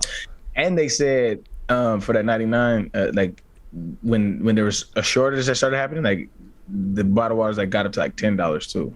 Like so that was like wow, that was price wild. gouging. People started hoarding them. Yeah. Mm-hmm. I mean, I don't know why anybody would go to an event where it's like, okay, there's gonna be a concert, and it's gonna all take place on cement, and then you can put up your own tent over here in the corner, and then you have to stay there for 3 days. There's absolutely nothing about that appeals to me at all. Yeah, I was watching a part of the Woodstock 99 documentary, and people were laying under semi-trucks to get some sort of relief from heat. Because if like you were just on the cement, it was like hell on earth, and people were like laying down under. Like I can't imagine, like you willingly staying. Like why wouldn't you just if you're just that leave. Miserable, leave? I don't leave. Get why were so many people, and then you're bathing in human shit. Why are you willingly staying? I don't care how much you pay for a ticket. If you're that is. I think there's no upside. People were built different back then. I can provide some sort of insight on that. While I would never do that for a concert, I do distinctly remember sitting at the 2016 Tennessee-Florida game. It was 103 degrees. We're down 24-3 at halftime. Mm-hmm. And I had never left a game early, and I was like, I'm about to walk out. But I said, if we come back and win this game, I will never forgive myself. We scored 38 straight points. We won 38-28. And I wouldn't have ever. I don't know what I would have done if I left. So like those people were like, if I miss X, Y, or Z, like they just wouldn't been able to. So it was all about FOMO, really. Yeah. Also, talking of, we were talking about how GPS has progressed and how getting places used to be so much harder. You couldn't just leave early. There was no Ubers. Like, you had to make sure you were with your crew that you went with, and there was a lot of organizational stuff. Like, you committed to camp there, and that's just it was such a different world. Yeah. I saw this one stat that we are the same, this crazy math here, we're the same distance from 1980 in 2021 as 1980 was from 1939. Whoa. Yeah, can I say something on that? Time. Yeah, like that's yes, Yeah. correct. That is how 41 years works. I'm so sick of people on Twitter being like, "This just blew my mind." No, that's how it works. Well, no, because think about it, like You like can relate to that a little bit, BT. I mean, come on, you thought the 1980s are still kind of like in your brain 20 years ago. Yep. no, It's like Shouldn't be the in 80s, yours. the 80s It's don't not. seem that far. 80s don't seem that far. It's just the realization of people aging, and that is relatable. That's a relatable thing. I can't stand it. I'm gonna get. Why though? Okay. Like hey, it's think about it like this, Big G. Think about it. It's people coming to grips with their own mortality. Can you relate to that? Sure. That's all it is. They're doing it with a meme. That's it. all right. okay. How about this, Big T? Right now, we're as close to 1900 as 1900 is to the Revolutionary War. That's fucked up, isn't it? You know that. Yeah, that's your how mind it just got works. blown. Yeah. That's how time no, works. No, you were about. No, don't act like you're above time. You were about to appreciate how mind-blowing that was. 1900 until you was a talked yourself very, out of it. very No. long time But the ago. American Revolution, I'm talking tri-corner hats, I'm talking wooden teeth, I'm talking that tyrant King George when we kicked his ass all the way back to Facts. the Isle of Wight or whatever. So like, that's mind-blowing stuff, you have to admit. The last Civil War widow died in. Oh, she died like recently. Yeah, I just saw The that. Civil War was 100 years after that. Yeah, No, but think about she died in 2020. The last Civil War widow, but it's kind of a messed up situation. Yeah, she was she- like 19. Very. Yeah, she was Married a 19 and she 91-year-old. married an 83 or Yeah. something crazy like that. That's so okay. I don't think that's messed up at all. If you're in your 90s, like, you know what I'm going to marry a 19-year-old girl. but it's like messed up for her. Yeah, it's And it was in like 19 I don't even know. 36. 38, 36. Oh, she got married to the guy. Yeah. Okay. And Yeah. like she was 19 and he was like 90. He died shortly after, and then she just died, but she was the last Civil War widow to be around. They got married the same distance away from 1978 as we are from 1978. That math was terrible. That's I'm just- crazy. That's wild stuff. I was just yeah. So I was just fact checking because it's a fact. I was it just kind of, you hear about it. This is a wild fact that Cleopatra was born closer or lived closer to the first construction of a Taco Bell than she was to the construction of the Great Pyramids. That's wild. Yeah. I mean, yeah, good for her. She was so close. Taco. She never got to have a chalupa. No, but there's no fun cheesy to think gordita about. crunch inside a sarcophagus. All right, here's one. Thanks for getting us on this You're welcome. line of question here, welcome. Big T. All right, let's see. So right now, we're as close to George Washington being born as George Washington being born was to Christopher Columbus. That's not that impressive because they're both old things. They're both old things. No, I mean, but that's. Here's a cool one. Woolly Mammoths were still roaming when the pyramids were being constructed. Yeah, that's crazy thing. There was woolly mammoths on a peninsula in Siberia up until like I think it was I want to say 400 or 500 years ago. I might be totally wrong. Is anyone going to talk about how Billy just said peninsula? Yeah, and that led me to my next point, which was what's weird is I say Pirates of the Caribbean, but when I talk about the actual place, I think I'm going to go to the Caribbean islands. Are you a caramel or caramel guy? I'm definitely caramel. Ooh, there's an A in Caramel- the word though. Yeah, but I don't care. Okay, that's a great explanation for it. Honestly, I'm the same way with the Caribbean and Caribbean though. That's weird. I was That is totally weird. wrong on that. They died out 4,000 years ago, which is still pretty recent history. Yeah. But not like when the colonies were around. No. No. 4,000 years ago they died, which was during the pyramids. That's a good fact check, Billy, though. You fact checked yourself in real time, and I appreciate Yeah. that. I have a woolly mammoth tooth and a tusk. You have a tusk? Yeah. No, you don't have a tusk. Yeah, I do. You don't have a You full ass got a woolly you got a mammoth. woolly mammoth tusk. No, it's a baby tusk. It's like a little tusk. So Oh, that could be capped in. it's at my parents' house. They got it in China back in like my grandfather got it in like 1920 in northern China. They Passed definitely down- passed down. scammed. It's a to the molar. family. No, it's a No, molar. they scammed the shit out of Billy, your it's a grandfather. fucking molar. It's probably an elephant molar. No, it's not. It's not an elephant molar. That's Your cat. grandfather stole Chinese art. Oh yeah, big time. We've got tons of illegal Chinese art in my house. We have an entire mural that's a rubbing of one of the most famous carvings of all time, to the point where the Chinese government wanted to get it back so that they could display it in their own art museums and not have some American have it. It's called the Queen's Procession. It's the accompanying piece that goes along with the King's Procession. We're not allowed to have it, so nobody send this one over to China. Is that like the twin desks in National Treasure? Yes, it's very similar to that. Yes, good point. We also have an opium pipe, which is pretty sweet. An opium lantern from like the, I don't know, like 1100s, 1200s. Love that. Smoked weed out of it one time. Felt like I was a wizard with this really long. It was pretty cool, honestly.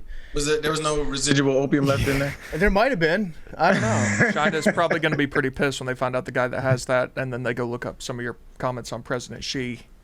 Yeah, we'll deal with it. Probably not going to be Suck too it, thrilled. China. You know that Pooh Bear is banned in China because revolutionaries online were using it to meme Xi Jinping. Yeah. We will do a China episode with Donnie, by the way. Mm-hmm. Yeah. Just want to say for the record, I love Chinese people. I love the Chinese. I don't like their government. Absolutely love Chinese people. I think that's the same thing Donnie said too. Chinese people are getting a real bad rap these days because it's almost become a meme of if you're a Chinese person or you talk about people in China, then they just associate that with like the emperor and the concentration camps for the Uyghurs. And it's not it. Chinese people are cool. Love Chinese people. All right, Woodstock. So 99.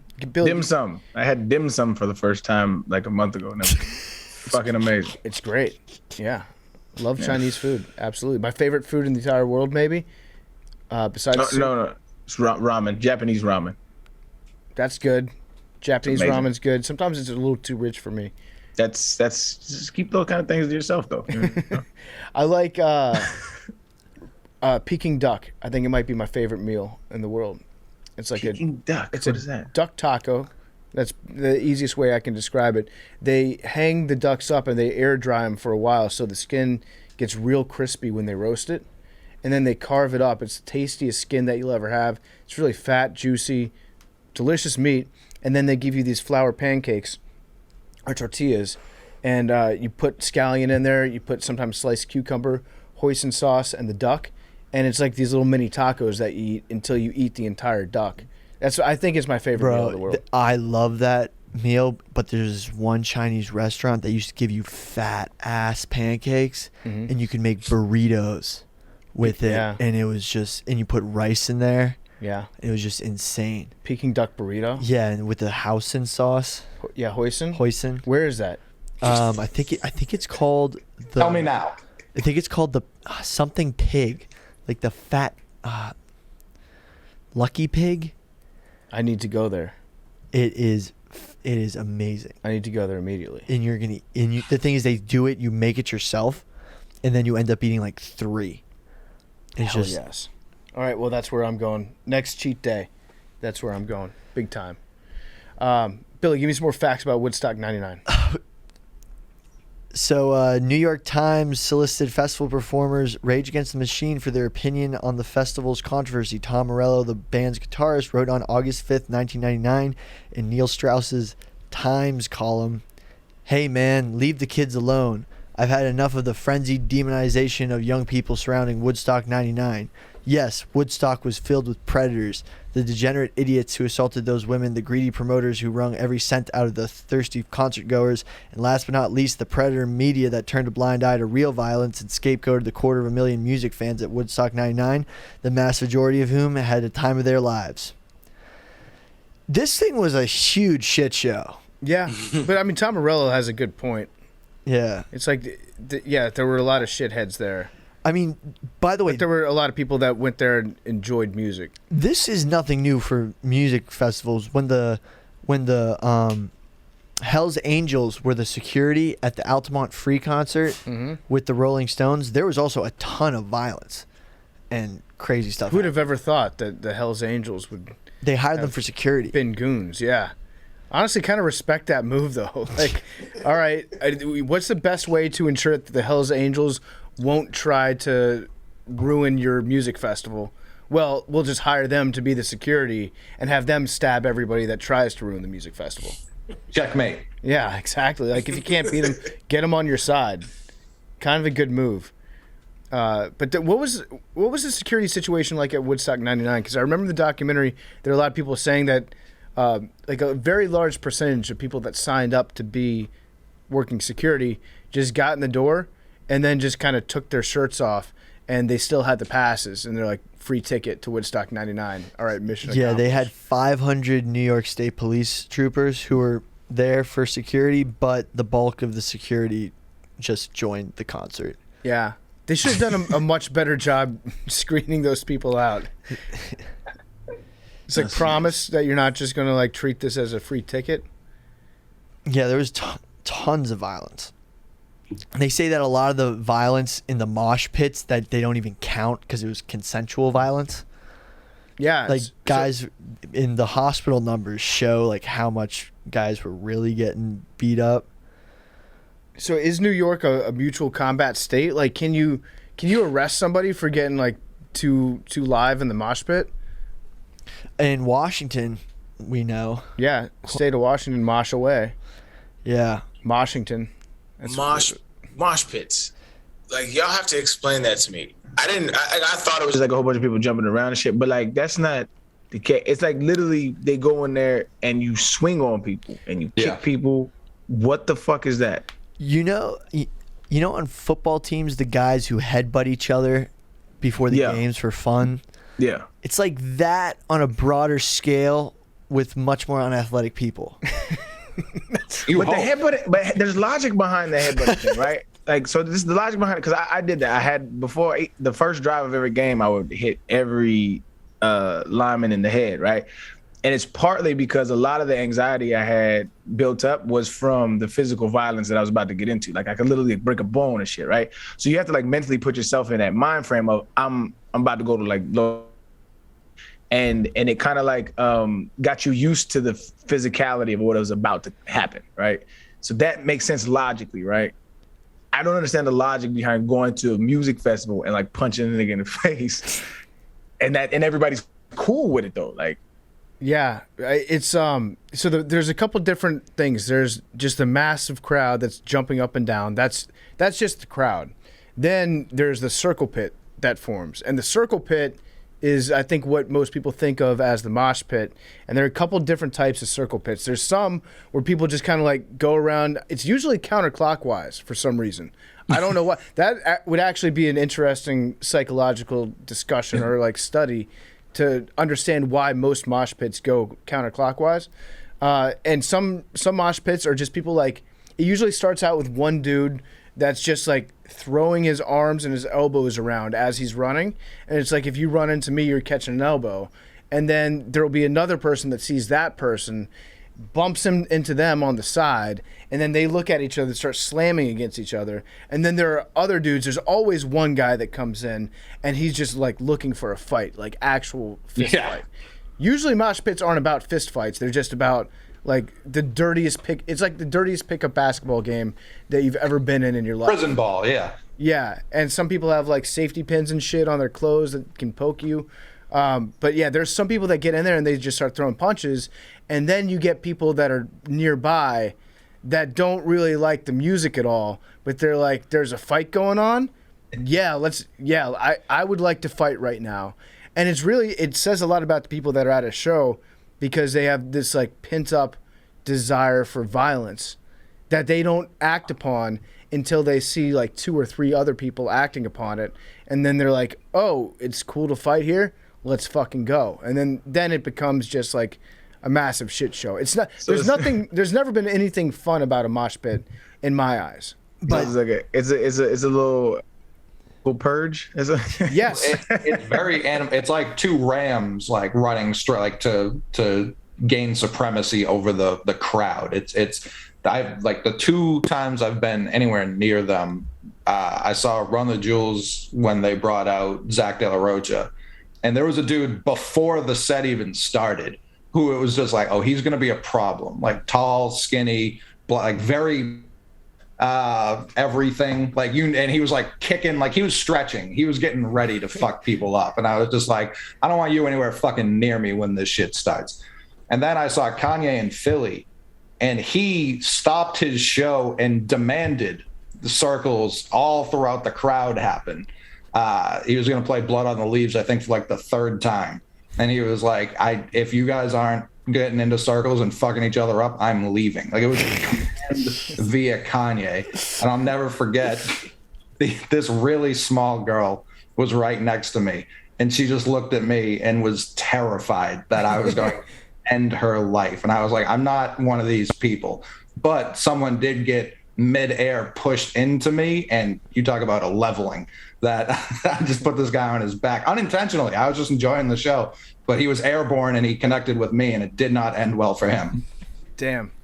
Yeah, it's kind of, I think it's about like you hear the song come on and you naturally, like, your body goes through an emotion, like an emotional reaction when you hear a song that you really like, right? And for some people, they didn't grow up with the tools to be able to express themselves to a song that they like in a constructive way. And rhythmically, yeah, in an artistic way. And so if you don't have those tools, then your body is just like, the human body craves contact, right? Jim Harbaugh taught us that, where like you naturally want to slam into somebody sometimes. And so when you hear a song like that come on, you're like, well, what do? Your body doesn't know what to do. Might as well get into a fight. Over 1,000 people were treated by medical staff. Nearly 50 were arrested, and millions of dollars in damage was done. Wasn't there fires? Like, dudes was burning shit. The stain of Woodstock 99 has been so dark that future attempts to revive the festival have never gotten off the ground, including a proposed 50th anniversary concert, which was canceled in 2019. We're going to put together a dream lineup in a second, but before we do, this is presented by Manscaped. We love Manscaped. Arian's a big believer in Manscaped. That's just a fact.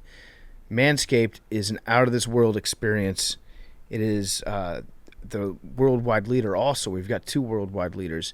Manscaped is the leading product across the globe when it comes to male hygiene and taking care of their pubes. That's all I'm talking about here. You have the new Lawnmower 4.0 trimmer, Weed Whacker ear and nose hair trimmer, Crop Preserver ball deodorant, Crop Reviver toner, Performance boxer briefs, and a travel bag. You are set for life. That's all you need. That's all any guy needs to keep himself nice and trim downstairs. And it's first scheduled for liftoff. We've got a new Lawnmower 4.0 trimmer. This spaceship is here to guide you on a journey to trim your body, balls, butt, even your anus. It's a 4th generation trimmer. Also features a cutting-edge ceramic blade to reduce grooming accidents thanks to their advanced skin-safe technology. The Lawnmower 4.0 has a 7,000 RPM motor, a new multifunction on-off switch that you can engage. It's got a travel lock, and it's even waterproof. That's the best part about it. That's what Arian keeps saying about this damn thing. He loves the Lawnmower 4.0 because you can take it in the shower. It's very easy to use. Change your life. The Lawnmower 4.0, it also has a 4000K LED spotlight, so you can turn it on and off when you need a more precise shave throughout your travels across the universe. It's also got the Weed Whacker in this package. The Weed Whacker is like having a little astronaut to chop your worst weeds up top in your nose and your ear. Plus, you can get 20% off and free shipping with the code DOSE at manscaped.com. That's 20% off and free shipping when you use promo code DOSE at manscaped.com for a clean Trinity and beyond. Your space balls will thank you. All right, so everybody give me what your dream festival lineup would be. I'll just do like a top 5, right?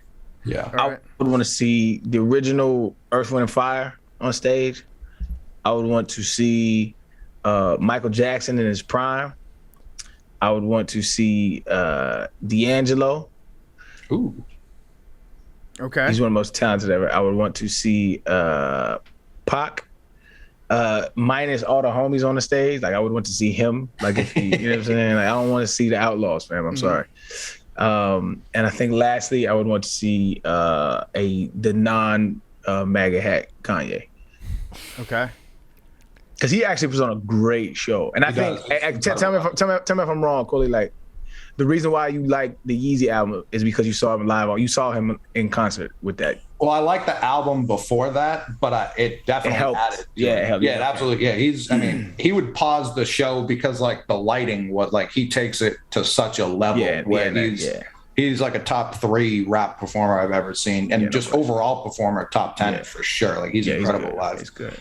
I also have Fire on mine. Like I can't imagine how enjoyable that would be. Yeah. I've got Daft Punk. I need to see them. Daft Punk would put on a great show.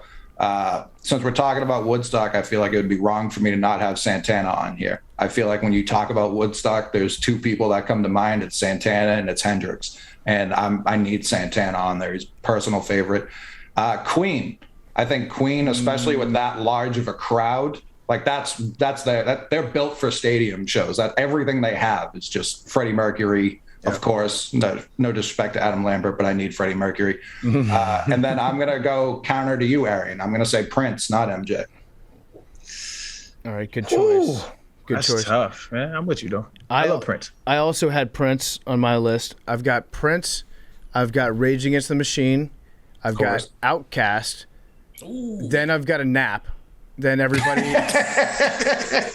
they should schedule in nap time, like legitimately at these festivals. I know we're in a rush, but I tried to take a nap at the last Coachella I was at, because you have your whole day and then there's the headliner, which you try and get ready for. So I was going to go back to the car to nap for like an hour or 2. Mm-hmm. On my walk, I walked through the middle of the field. There's only one guy in the middle of the field. I walk right past him thinking nothing of it. He didn't see me coming. He blows a cloud of smoke in my face, which I was just inhaling because that's how human beings walk. I thought nothing of it. I get back to the car, I sit down. I'm like, man, am I jittery? Why am I so fucking jittery? I am like, my heart's racing. I look in the mirror, my pupils are busting out of my head. He methed me. Motherfucker. You got meth? He methed the fuck out of me. I wish I could have like a drone overhead view of what I did in the parking lot, because I just started driving around and parking in different spots because I didn't know what else to do. I rolled up on the event staff and I was like, can you guys like help in any capacity?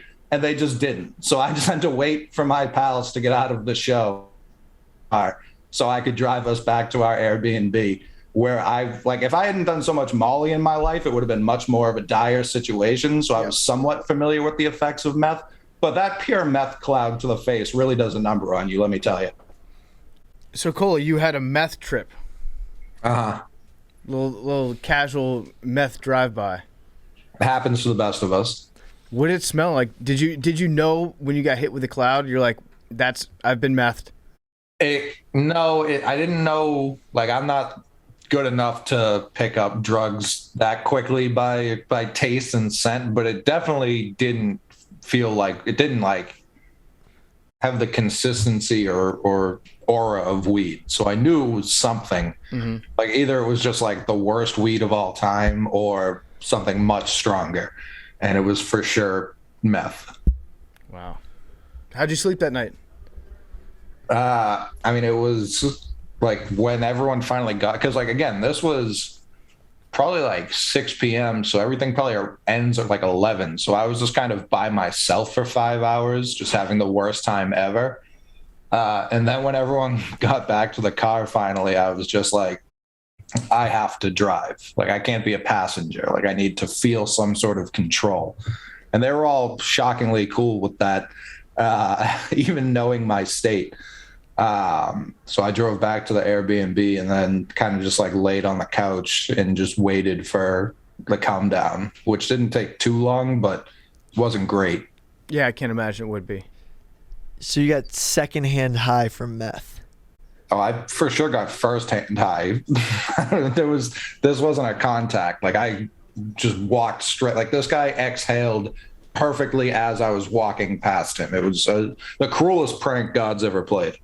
Jeez. Yeah, that's tough. All right, so I think that's gonna. I'm gonna stop my 5 right there. Take a nap, and then go home.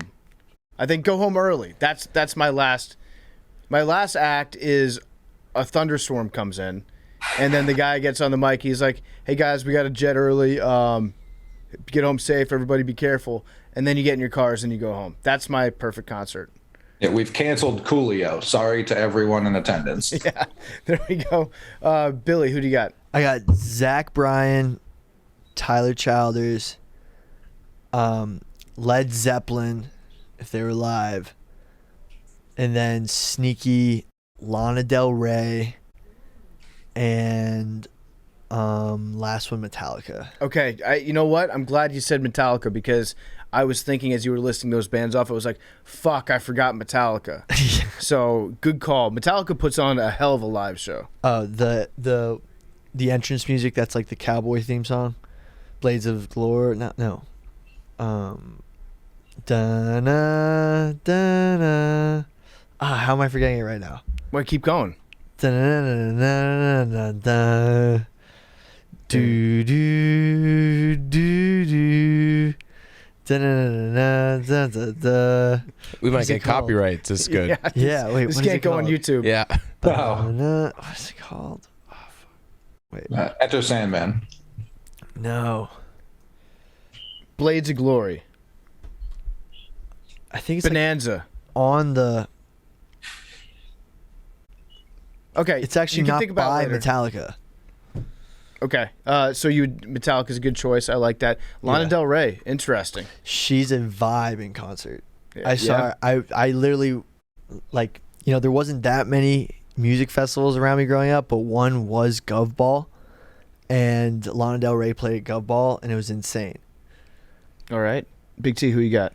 I've got to really cut this down. I read at least 5, so I have 18. So I've got to cut this down. What? Most of these are similar country artists, so we can just boil them all down. We'll pick Luke Combs out of those. He just puts out hits. Another one that I recently discovered, we have forgotten how good Daughtry was. Daughtry has nothing but bangers, and I recently rediscovered that I know every word to every Daughtry song, so I'd like them to be there. Jeff D. Lowe is a massive, massive Daughtry fan. Absolutely underappreciated. So I will also do what Arian did. I have Kanye, but only before like 2013. Nothing after Yeezus. He can only perform like My Beautiful Dark Twisted Fantasy and before. Before he became Christian. Got it. The music was better. I want Justin Timberlake, one of my favorite artists of all time, even though in the 90s he claimed to be a Tennessee fan and then has since switched back to Memphis now that Memphis is good. He's kind of a fraud in that respect. I want Carrie Underwood. I also want Hilary Duff, but only performing the Metamorphosis album. And then I've gone over 5, but these 2 are critical. I want 2 stages, one each dedicated to Lee Greenwood, and he only does God Bless the USA on a loop. And the other is the Pride of the Southland Band performing Rocky Top, also on a loop. We were talking about crowds I wouldn't feel comfortable in. That's one of them. Yeah, so that's my festival. The Ecstasy of Gold. There were about 12 more, but we'll skip them. All right. I would also, since me and Arian both had Earth, Wind, and Fire, I would like to substitute EFW, EWF with James Brown. Ooh.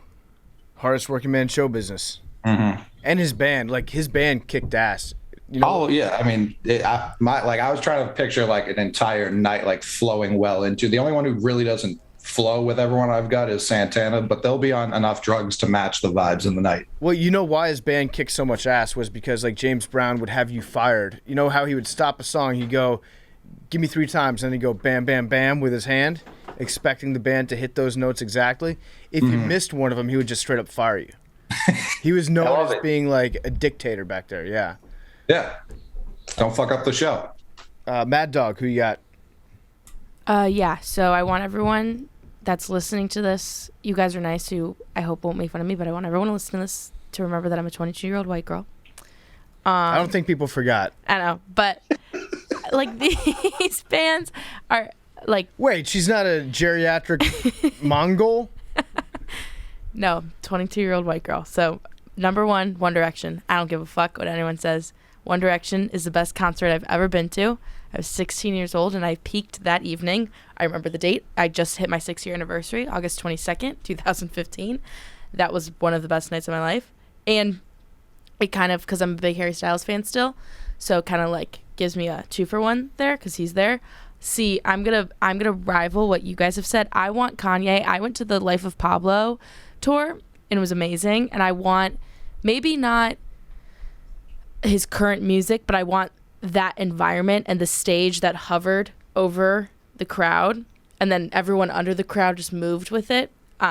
You want him to be like ascended through the roof of the Mercedes-Benz Atlanta Dome, the butthole that's on the top of it, just like sucked out into outer space? Like, that was actually one of the coolest things. And so I saw it in 2016 as well, and it was like 3 months after the Cavs won, and the whole entire Cavs team was there. So he was singing to LeBron James at some point, and that was pretty sick. So I want that environment, maybe, and then him to play like what they were saying only before, like Jesus.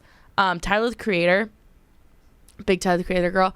I wanted to see him in Madison Square Garden, but I don't know if I'm going to be able to afford tickets to that because it's your concert. Crazy. You can money isn't an option. But Tyler the Creator, I feel like would put on a really good concert, and I also feel like he would mesh well. Really? Yeah, he cares a ton about every aspect of his performance. He's really good. Yeah, I really like him. I think he would be a really good concert. I switched one of mine out for Queen because I love Queen, and Good Old Fashioned Lover Boy is my favorite song of all time. And I think that would be a really good one. And then lastly is Megan Thee Stallion. Okay. I feel like that would be a good, like, I feel like that's like all, like, I feel like those are good vibes. Yeah. Like a lot of, like, I don't want like a sad, like, I don't want like Phoebe Bridgers or something to like ruin the vibes. Remember when Tory Lanez shot Megan Thee Stallion? Yeah. Like, what the fuck? Like recently. Yeah. In the foot, right? It made the news, yeah. Like in the leg. Did she get arrested? No. I don't know. Yeah, that's what I said. Did well-known male Tory Lanez get arrested? I don't know. I hate him for shooting Megan Thee Stallion. I don't think he did. I feel like we would know. Tory's a real bitch. So yeah, those are my 5. I can say that because it's a he. He's a he. Yeah. It's not misogynist. Like, it's a bitch move shooting Megan Thee Stallion. Pussy move, too. Is he... No, well, pussy, remember, we're reclaiming pussy. Pussy is... Who's we? Me personally. Okay. Pussy, you shouldn't use it as a negative. Pussies are the strongest thing on the planet. True. They give birth to life. True. Pussy, I'm reclaiming it as being a totally positive. We're not taking possession of any... We're not taking possession. I'm reclaiming... No, we're not. As a male, am reclaiming pussy. It's not a possession. To have it mean something strong. There's no ownership. It's not a possession. You don't get it. I'm Billy, I'm taking pussy and I'm making... Still... I'm taking it. We're by force. Repurposing the word. The word. I'm repurposing the word by force. Yeah, what aren't you getting here, Bill? No, I'm on the same page. I'm in order to make it as less misogynistic as possible, I'm stealing the word pussy from women and I'm applying it to my traditional masculine idea of what strength is. In that way, I'm being the least misogynistic person on the planet, Bill. On behalf of women, we say thank you. You're welcome. You're welcome. You stole it. Women don't thank me enough for all that I do for them. You're appropriating women culture on various levels. I am not. The hair. You're mansplaining. Billy, you pretend to speak for all women. You're appropriating women. Whatever. I don't even know what those words mean. I'm because I have long hair. Yeah. Everybody on your list for bands that you would have at your concert has long hair. It was a joke. You remember that? That used to be like a real actual insult that you could say to people back in like the 70s. Like, is that a boy or a girl? You know, like Bob Seger wrote about that on the road. Do you ever get like called ma'am? Yeah, so sometimes if I'm at a restaurant and I'm at a table with a lady or several ladies, not to brag, the server will come up from behind and they'll look at the table and say like, "Hey, ladies," and they'll turn around and be like, "Oh, I'm so sorry." Yeah, it happens, but you know what? Then I like to look at them and I get to pretend like I'm angry and make them sweat for a second. I'm like, no, I really don't. And care. you can say, "No, it's okay. I've reclaimed the word pussy." So yeah, I'm the pussy king. They call me Mr. Pussy. Oh my god. Yeah, I should sell shirts that say "Ask me about my pussy." Yep, they should. Those hats you were talking about earlier, just one that says "pussy" on it. Yeah, it's just a fedora, and then on the top it's got a nice little design, reminiscent of the outer vulva, labia majora. I can go on about pussy. The bottom line is you shouldn't use pussy as a pejorative. We're bringing pussy back. Avery, who's on your list? All right, huge miss from everybody. Coldplay. Have to have Coldplay. I think they are electric. And like you can go on Spotify and listen to their live music. They put out a crowd. Like when they go, everybody knows their songs. Big T was right with Justin Timberlake. Have to go, JT. I said Drake. I went to his Summer 16 concert at the Garden. He was unbelievable. And he just has so many recognizable songs. Just get the crowd going. Jay-Z. And then I think I would just throw in Linkin Park with Jay-Z. Just have that dynamic duo. Let them go out together. Little bit of numb encore. You know what I would like to see? I feel like Anthrax used to do a lot of concerts with like hip hop performers, like the big cross up. I like it when a metal band gets together with like a hip hop act and they create something. I think it was Anthrax and Public Enemy. I would like to see them in concert. I think that would kick ass. Who'd we miss? Big T, I know you've got like I've got a about dozen. 12 more I could give can you. say- Leonard Skinner would also be sick in concert. Yeah, agreed. I feel like my seventh man on the bench, because I technically gave 6, would probably be like Fleetwood Mac. Oh yeah. Yep, Ooh, that's a good one. good call. Big T, give us 2 more. 2 more. Jimmy Eat World and Lifehouse.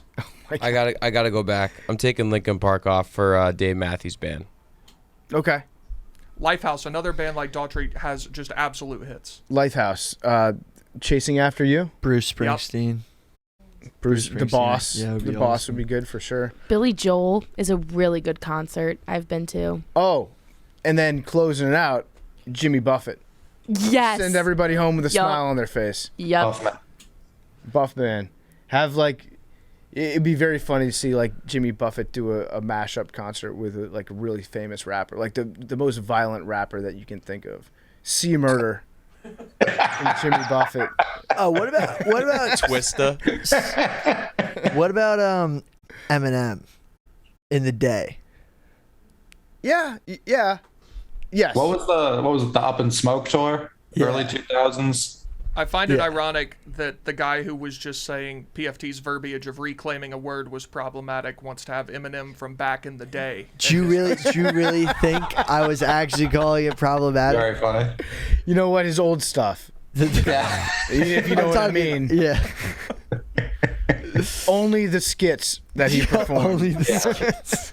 All 9 Ken Kniff skits, yes. Yeah, I want him doing all the songs about his ex-wife. I want the LPs. Yeah. Only the LPs. What do you guys think about? This would actually be a pretty decent combination right here. Killer Mike. No, we'll say Run the Jewels? Run the Jewels. Yeah. Run the Jewels and Rammstein together. Yeah. The I mean, Dulas band? they do stuff with Rage, so it kind of makes sense. Yeah. This would be a kick-ass concert. So can we put together a fake concert poster? Flyer. Wait, Yeah. throw Creed in there. Creed. Just like as a side, like one stage has it. It should be a 2-day concert. First day is all of our bands. Yeah. And then day 2 is just Creed. Yeah. What is your And guys' Nickelback. Okay. No, No, you can't. You know what? I just want a little part of the music festival. Just like it's hard to get there, and only the guys who seek it out can go there. And it's Creed Nickelback. Like you want the hipster stage to have Yeah. Nickelback play on it. Yeah, Creed, Okay, got it. Nickelback. What is it? Smash Mouth. Oh, they're gonna tweet at you about that. It's like when you're It's like when you're buying the tickets. It's like the last option. It's like a little No, but just checkbox. like- It's like pay an extra $40 to see these guys. Yeah, and like those who want to just can go over there and just like totally be douchebag assholes and be like knocking their head to Nickelback and just like for the fun, guys. And people go there ironically, but they'll actually enjoy it. You know what? I kind of like the idea of having Creed, Nickelback, and Smash Mouth all performing on the same stage at the same time. Not at the same time. Yes, just no, in at the same succession. time. That would be sick. Like that would actually drive you insane, I think. I think if you were sitting without question, listening to those bands play, all they would probably have to do is play one or two songs. And by the time they're done, like the whole crowd they need to be hauled off to a loony bin. No, just like in that in between like the darty bands, like the day performances and like the main event at night in that like twilight period, like when everyone else is like passed out taking a nap, that 4 to 7 at range. I want to see, Five Finger Death Punch, Nickelback, Smash Mouth, and Creed, just like line them up, and just for the guys who want to have fun. Okay, yeah. Just like maybe it can be Sunday, Billy's stage, and the total like admission is just one person. It's just Billy. Just a couple guys. You want somebody to mosh with. Not even mosh. Like maybe throw Kid Rock in there, like some of the good stuff. Billy and his cousin Dale. They're the only ones that get to go watch this concert. Kid Rock's already booked at Big T's. And then put like $1 drafts in that area. I think Billy understands the festival business. And make it a really like, yeah. I think that would be pretty cool. Yeah. What would you guys serve at, like, if you had 3 things that you could serve at the festival? Good question. Number one, I would serve the ice cream that comes in the souvenir helmets. Mm-hmm. You got to have that. I would do probably just a hot dog. I think a hot dog's always a good idea. And then for the third one, I'm going to go with the nachos with the most yellow cheese known to all mankind. Served in it's a nacho sombrero. Yes, and the nachos. Yes, I love that. And the nacho sombrero. Buckets of cookies from the Minnesota State Fair. Ooh, okay. The gooey ones. I like that. Also, and milk. Yep, got to have the milk. You know what they should have done? This would have solved all the problems at Woodstock 99. Just release a bunch of cute dogs out into the crowd. And people are just like too busy leaning over, like giving them good scratches and belly rubs. No one's going to be moshing. No one's going to be burning shit down if there are cute dogs running around everywhere, right? They might accidentally get stepped on. No, they wouldn't. People would be too careful with the dogs. I also think that they should have just released all the homeless dogs that they had in all the shelters in the state of New York into that crowd. There are 300,000 people there. You know how many people go to a concert like that? They spend a couple days, and like there's one dog that won't stop, hanging out with him, won't leave him alone. Somebody from that group is just gonna be like, "Yo, we gotta take the Woodstock dog home. That's so crazy."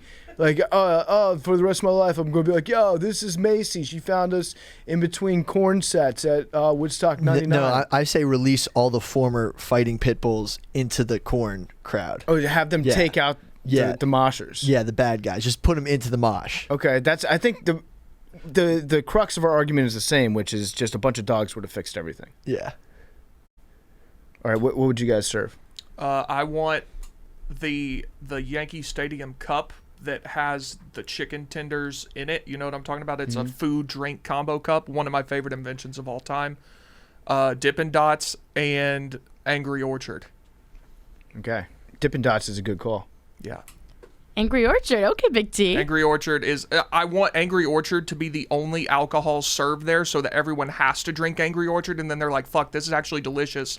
We should all drink more Angry Orchard. No free ads. Are they paying you? What was that? No, they shouldn't. I would love nothing more than for Angry Orchard to pay me. Because I pay them a lot. Is that like your go-to beer? Oh, yeah. Saturday, we downed some Angry Orchards. Did you down some on sure. Thursday as well? Thursday we had some Angry Orchard. Are you okay? Am I okay? Yeah, I'm doing fantastic. You don't drink. No, that's not true. You don't really drink. You've been on a little bender the last fucking hammering Angry Orchard. I'm making up for lost time. Did you drink in college at all? No. So like, what'd you do? Who is anyway? What do people do? I went to school, fucking played video games. I don't know. Like, what'd you do on the weekends? Like, did you go to bars and just not drink? Occasionally, but rarely. Is Tennessee a big bar school or party school? I don't even know. Yeah. Huh. Yes. Huh. So, all right. I'm just a little concerned about you. No, I'm doing Big T. fantastic. I saw Big T. Big T, if you want to cut this is okay. But I saw Big T Thursday night out, and there were a lot of people out from our company. Huh. Yeah, and I saw him with a beer in his hand, and I was like, "Whoa, is everything doing okay over there?" And you're like, "Yeah, I'm having a good night." It's doing great. Should we cut? Do we need to cut that? Big T? I don't know. I just find it to be a weird conversation. I just want to ask you, are you drinking to have fun and you want to drink, or are you doing it to mask anything? Billy, I'm so sick of your bullshit. I'm really just about over it, like, to be honest. No, I'm just asking as a concerned podcast member. Billy, I didn't drink till I was like 23 years old. If I wanted to drink to mask something, it would have been done long before. No, you obviously asked that question What do for you a think? reason. What I was were you saying implying? Emotional turmoil. Is there anything we won't need to discuss? The only emotional turmoil I have right now is having to deal with you. Okay. Bang. You're driving Big T to drink. Are you happy with yourself, Billy? Look what you've done to our sweet boy. So you didn't drink before we started this podcast? I probably started drinking right around the time we started this podcast. That's what I was looking for. Yeah, interesting. No, but it was right before, I think. We hadn't done the first episode yet. Well, Nice. if you need to talk to anybody about it, Big T, Will do. let us know. Is BetterHelp a sponsor on this episode? I'm not sure if they are, but if not, cut that part. I'll tell you what, Big T, just once you start, I get worried once I hear that Big T's graduated to the hard stuff like Angry Orchard. Like, stick to Zima. Oh my god. Keep it light. Maybe a glass of red wine. I tried wine for the first time recently. It's repulsive. What about apple juice? I like that. Well, all wine. Wine stinks. Not a fan. I need you, like Frank does his soda reviews. I need you doing different alcohol reviews and just being like, nope. We can arrange that because I've done it for free. Can you just make a quote board and it just says wine is bad, Big T? Yeah, I got it. I'm on it. Okay. It is. Big T, it's actually really good for your heart. It's not good. One a day. Billy, You should drink one glass a day. It is the antioxidants. Yeah, it's good for you your heart. You should drink red wine and you should eat dark chocolate. Those Yeah. two things are very good for your heart. What led you to? I have questions. What led you to 1, not drink? What led you to 2, have your first drink? We can have this conversation later. Get back to the fucking show. Okay. I want to have Waka Flocka Flame at the music performance because I think he puts together some of the greatest symphonies of all time. All right. But like his old stuff. Greatest symphony composer of all time, Mr. Flame. I want to hear his stuff off of the Flockavelli, some of the Twin Towers remixes he did.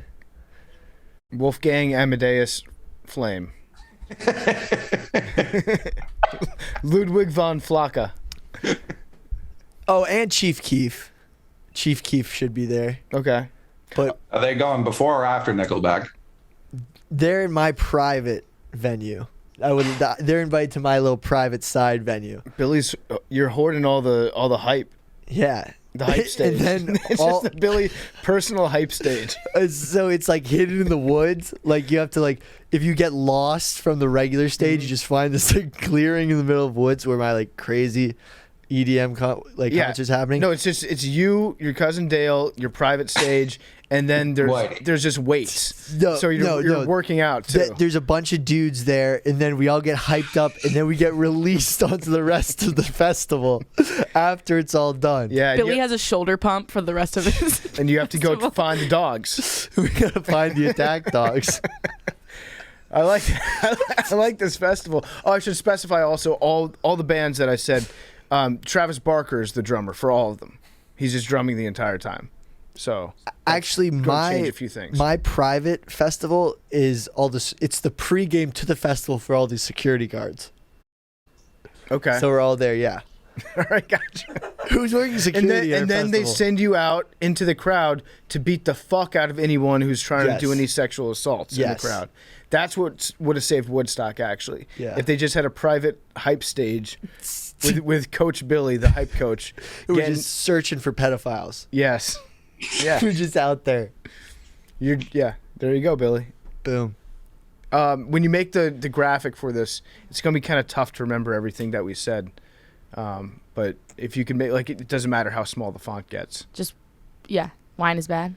No. I'm talking about for the for flyer. the Mount Rushmore of the flyers. For the flyer for our entire concert. Yeah.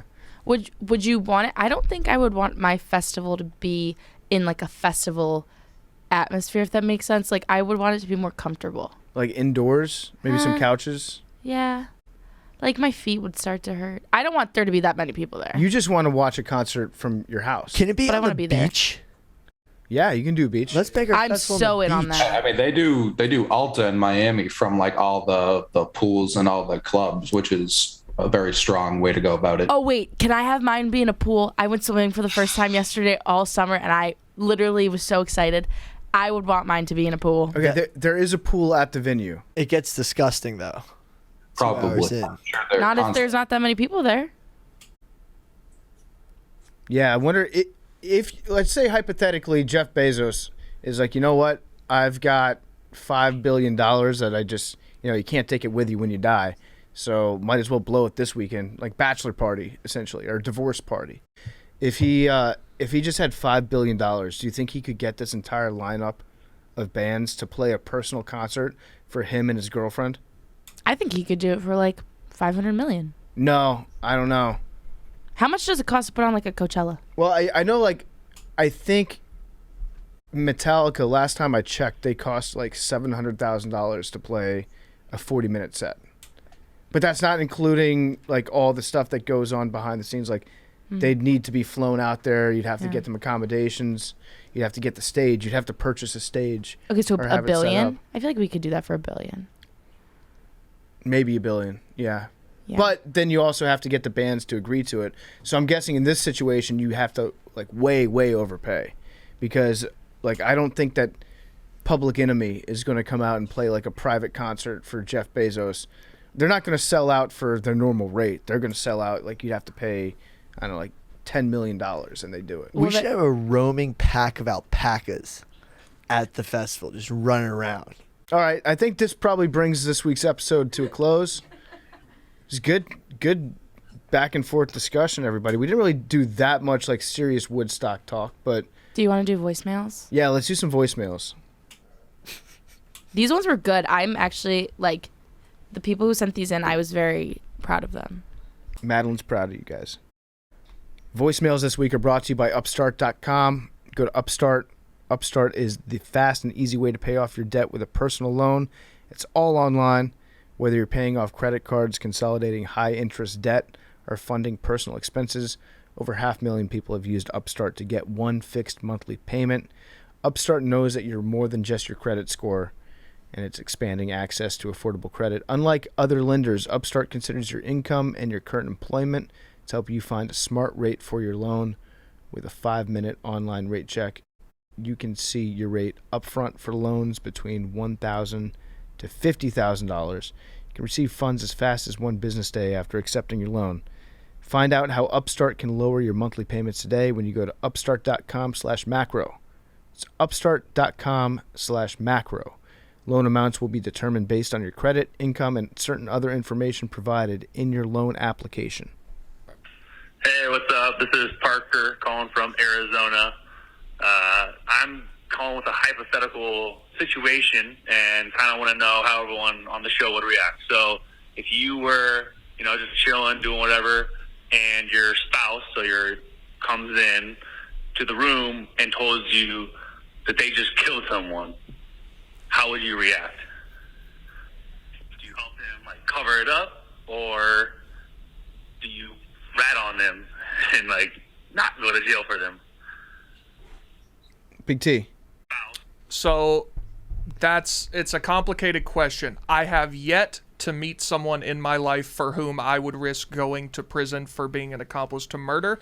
However, ideally you're married to someone who you would do that for. So I don't know yet. As of yet, to this day in my life, I've not met someone that I would do that for. That's how you know, though. Right. That's how you know when you're in love. Some people get tingles. Some people get butterflies in their stomach. Some people are like, you know what? I would murder. I would do a murder with you. Yeah, I think that's a fair barometer. What about your mom? She's listening right now. You think, Mrs. T, are you a little upset that your son wouldn't? You shouldn't have told me. Why?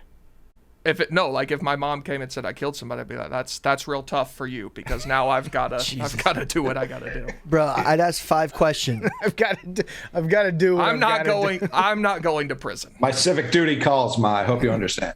You shouldn't have raised me so good, Mom. You think if we called her right now and it was just you acting all serious, saying Mom, I just killed someone, you think she'd believe you? No, not even a little bit. You just asked 5 questions. Probably not 5. I haven't counted them yet. First, who did you kill? Second, why did you kill them? Mm-hmm. Third, how do we make this look like self-defense? Mm-hmm. If it isn't. Mm-hmm. Fourth, I thought you were just doing the who, what, when, where, why. Yeah, that's where it seemed like it was going. Yeah, just figure out the situation. I mean, all right, Billy, you put yourself in that mindset. You can get more than 3. Somebody just confessed a murder to you. I'm sure you have more than 3 questions. Who, what, when, where, why? Well, you can do that, yeah. And then, because then it might be easy. It might just be oh, this could definitely pass as a manslaughter charge, and you get off with community service. Mm-hmm. All right. I like that response. I think if it's if I'm in love with this person, I'm not turning them in. Unless, now I'm thinking, I agree with Billy. You got to say, who'd you kill? Yeah. Yeah. And then if the thought even occurs to you, I could see why you would want to kill this person for, you get, that person probably they had a bad side. I could envision a reason why you would want to kill them. I'm ride or die. That's just me. That's just the kind of guy that I am. A lot of people are like, yo, PFT, you wouldn't send a woman to prison. No, I believe in standing up for the rights of my women. And so if there's a woman out there that I'm in love with, you know how I feel about women. Because you're a pussy. I'm a pussy. Yeah. Listen, if you're a big enough pussy to kill somebody, then I'm certainly a big enough pussy to not turn you in. So strong. In a good way. Yeah. These are all in the good ways. Thank you. Elastic. You know what episiotomy is, Billy? What's that? It's when they have to cut the vagina between the vagina and the butthole when they give birth. Yeah. Sometimes you got to do it. It's just, pussies are so strong, aren't they? It's actually amazing what pussies are able to do. I'm serious. Billy's reconsidering being a heterosexual male, I think, at this point. I've officially... weighing the pros and cons. Are we any more voicemails? What, Big T? I didn't say anything. Oh, I thought you were about to say something. All right. Hey, what's going on, dudes? This is Mike from New Jersey. I have a pretty intense question to ask you that my effed up brain just came up with. With advancements in technology and medical science, here's my question for you about organ donation. Say with, in the future you get yourself cloned, but you develop cancer, do you think, so say your colon needs to be removed, if you have colon cancer, you remove it, do you think it's unethical to use your clone's colon to put into your body?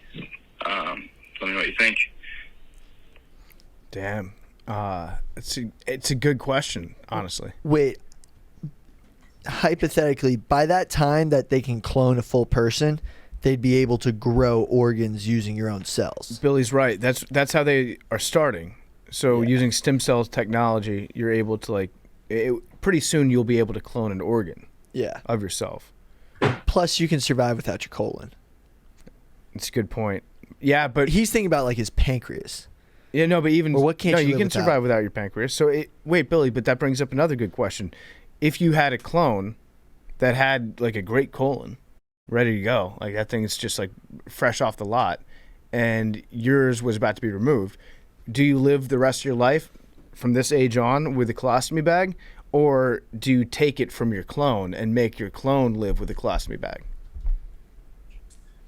Yeah, because Billy, just because you don't need the colon doesn't mean that your life wouldn't be exponentially worse. So if your clone had the ability to give you a perfectly good colon and then your life would be the same quality, wouldn't you want that over the colostomy bag?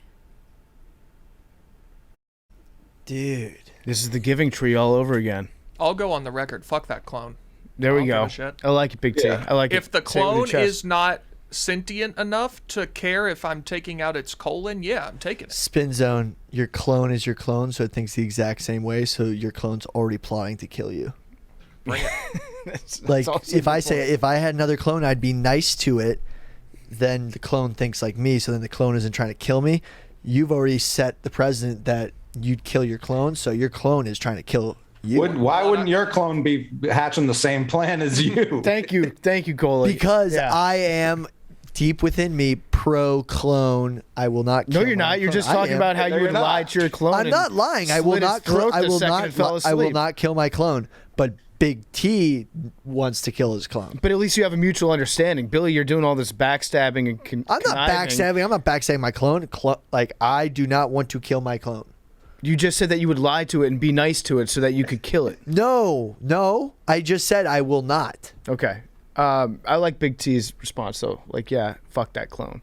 Yeah, if I can make one, why can't I keep making clones? Like, they're disposable. It'd be really tough though when your clone was begging you not to kill it. And it's like you're looking at yourself. You're looking at yourself, yeah. Like you're looking at yourself and I've wanted to take myself out for a long time. I'm sure it would be a little joyful. It would be probably something you'd have to go see a psychiatrist for after it was over. I think I would do it. I think I would kill my clone. But would your clone die? That's the thing. It would be such a fair fight. It would be. Yeah. Yeah, talk about Jake Paul. Imagine Jake Paul on Jake Paul. The ultimate nature versus nurture, right? So like it would just kind of be luck where it's like 50% of the time one clone will win, 50% the other, unless one grows up in a fighting environment and the other, like one grows up a vegan and the other grows up, eating like a carnivore's diet. Uh-huh. Billy, you should get into cloning. Just something to think about. We got any more voicemails? That's it? All right. That's it. Cool. Good sewed, guys. Good sewed. Join us next week. Actually, so it's Labor Day coming up this weekend, right? Yeah. Labor Day. Shout out to all those who celebrate. And we're not going to be in the office on Monday. What's up, Billy? Never mind. What? Labor Day celebration of pussies. Yeah, exactly. Yeah, absolutely. So happy Pussy Day on Monday. But yeah, we need to figure out what we're doing for next week. Here, we could either record something later on in the week, drop it, I don't know, or we could record on Wednesday, put it out on like a Thursday sode.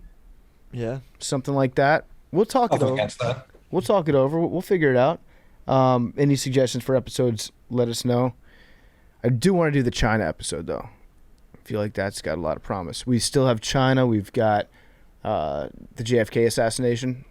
These are just some of the examples of things that we've been tossing around in the group chat.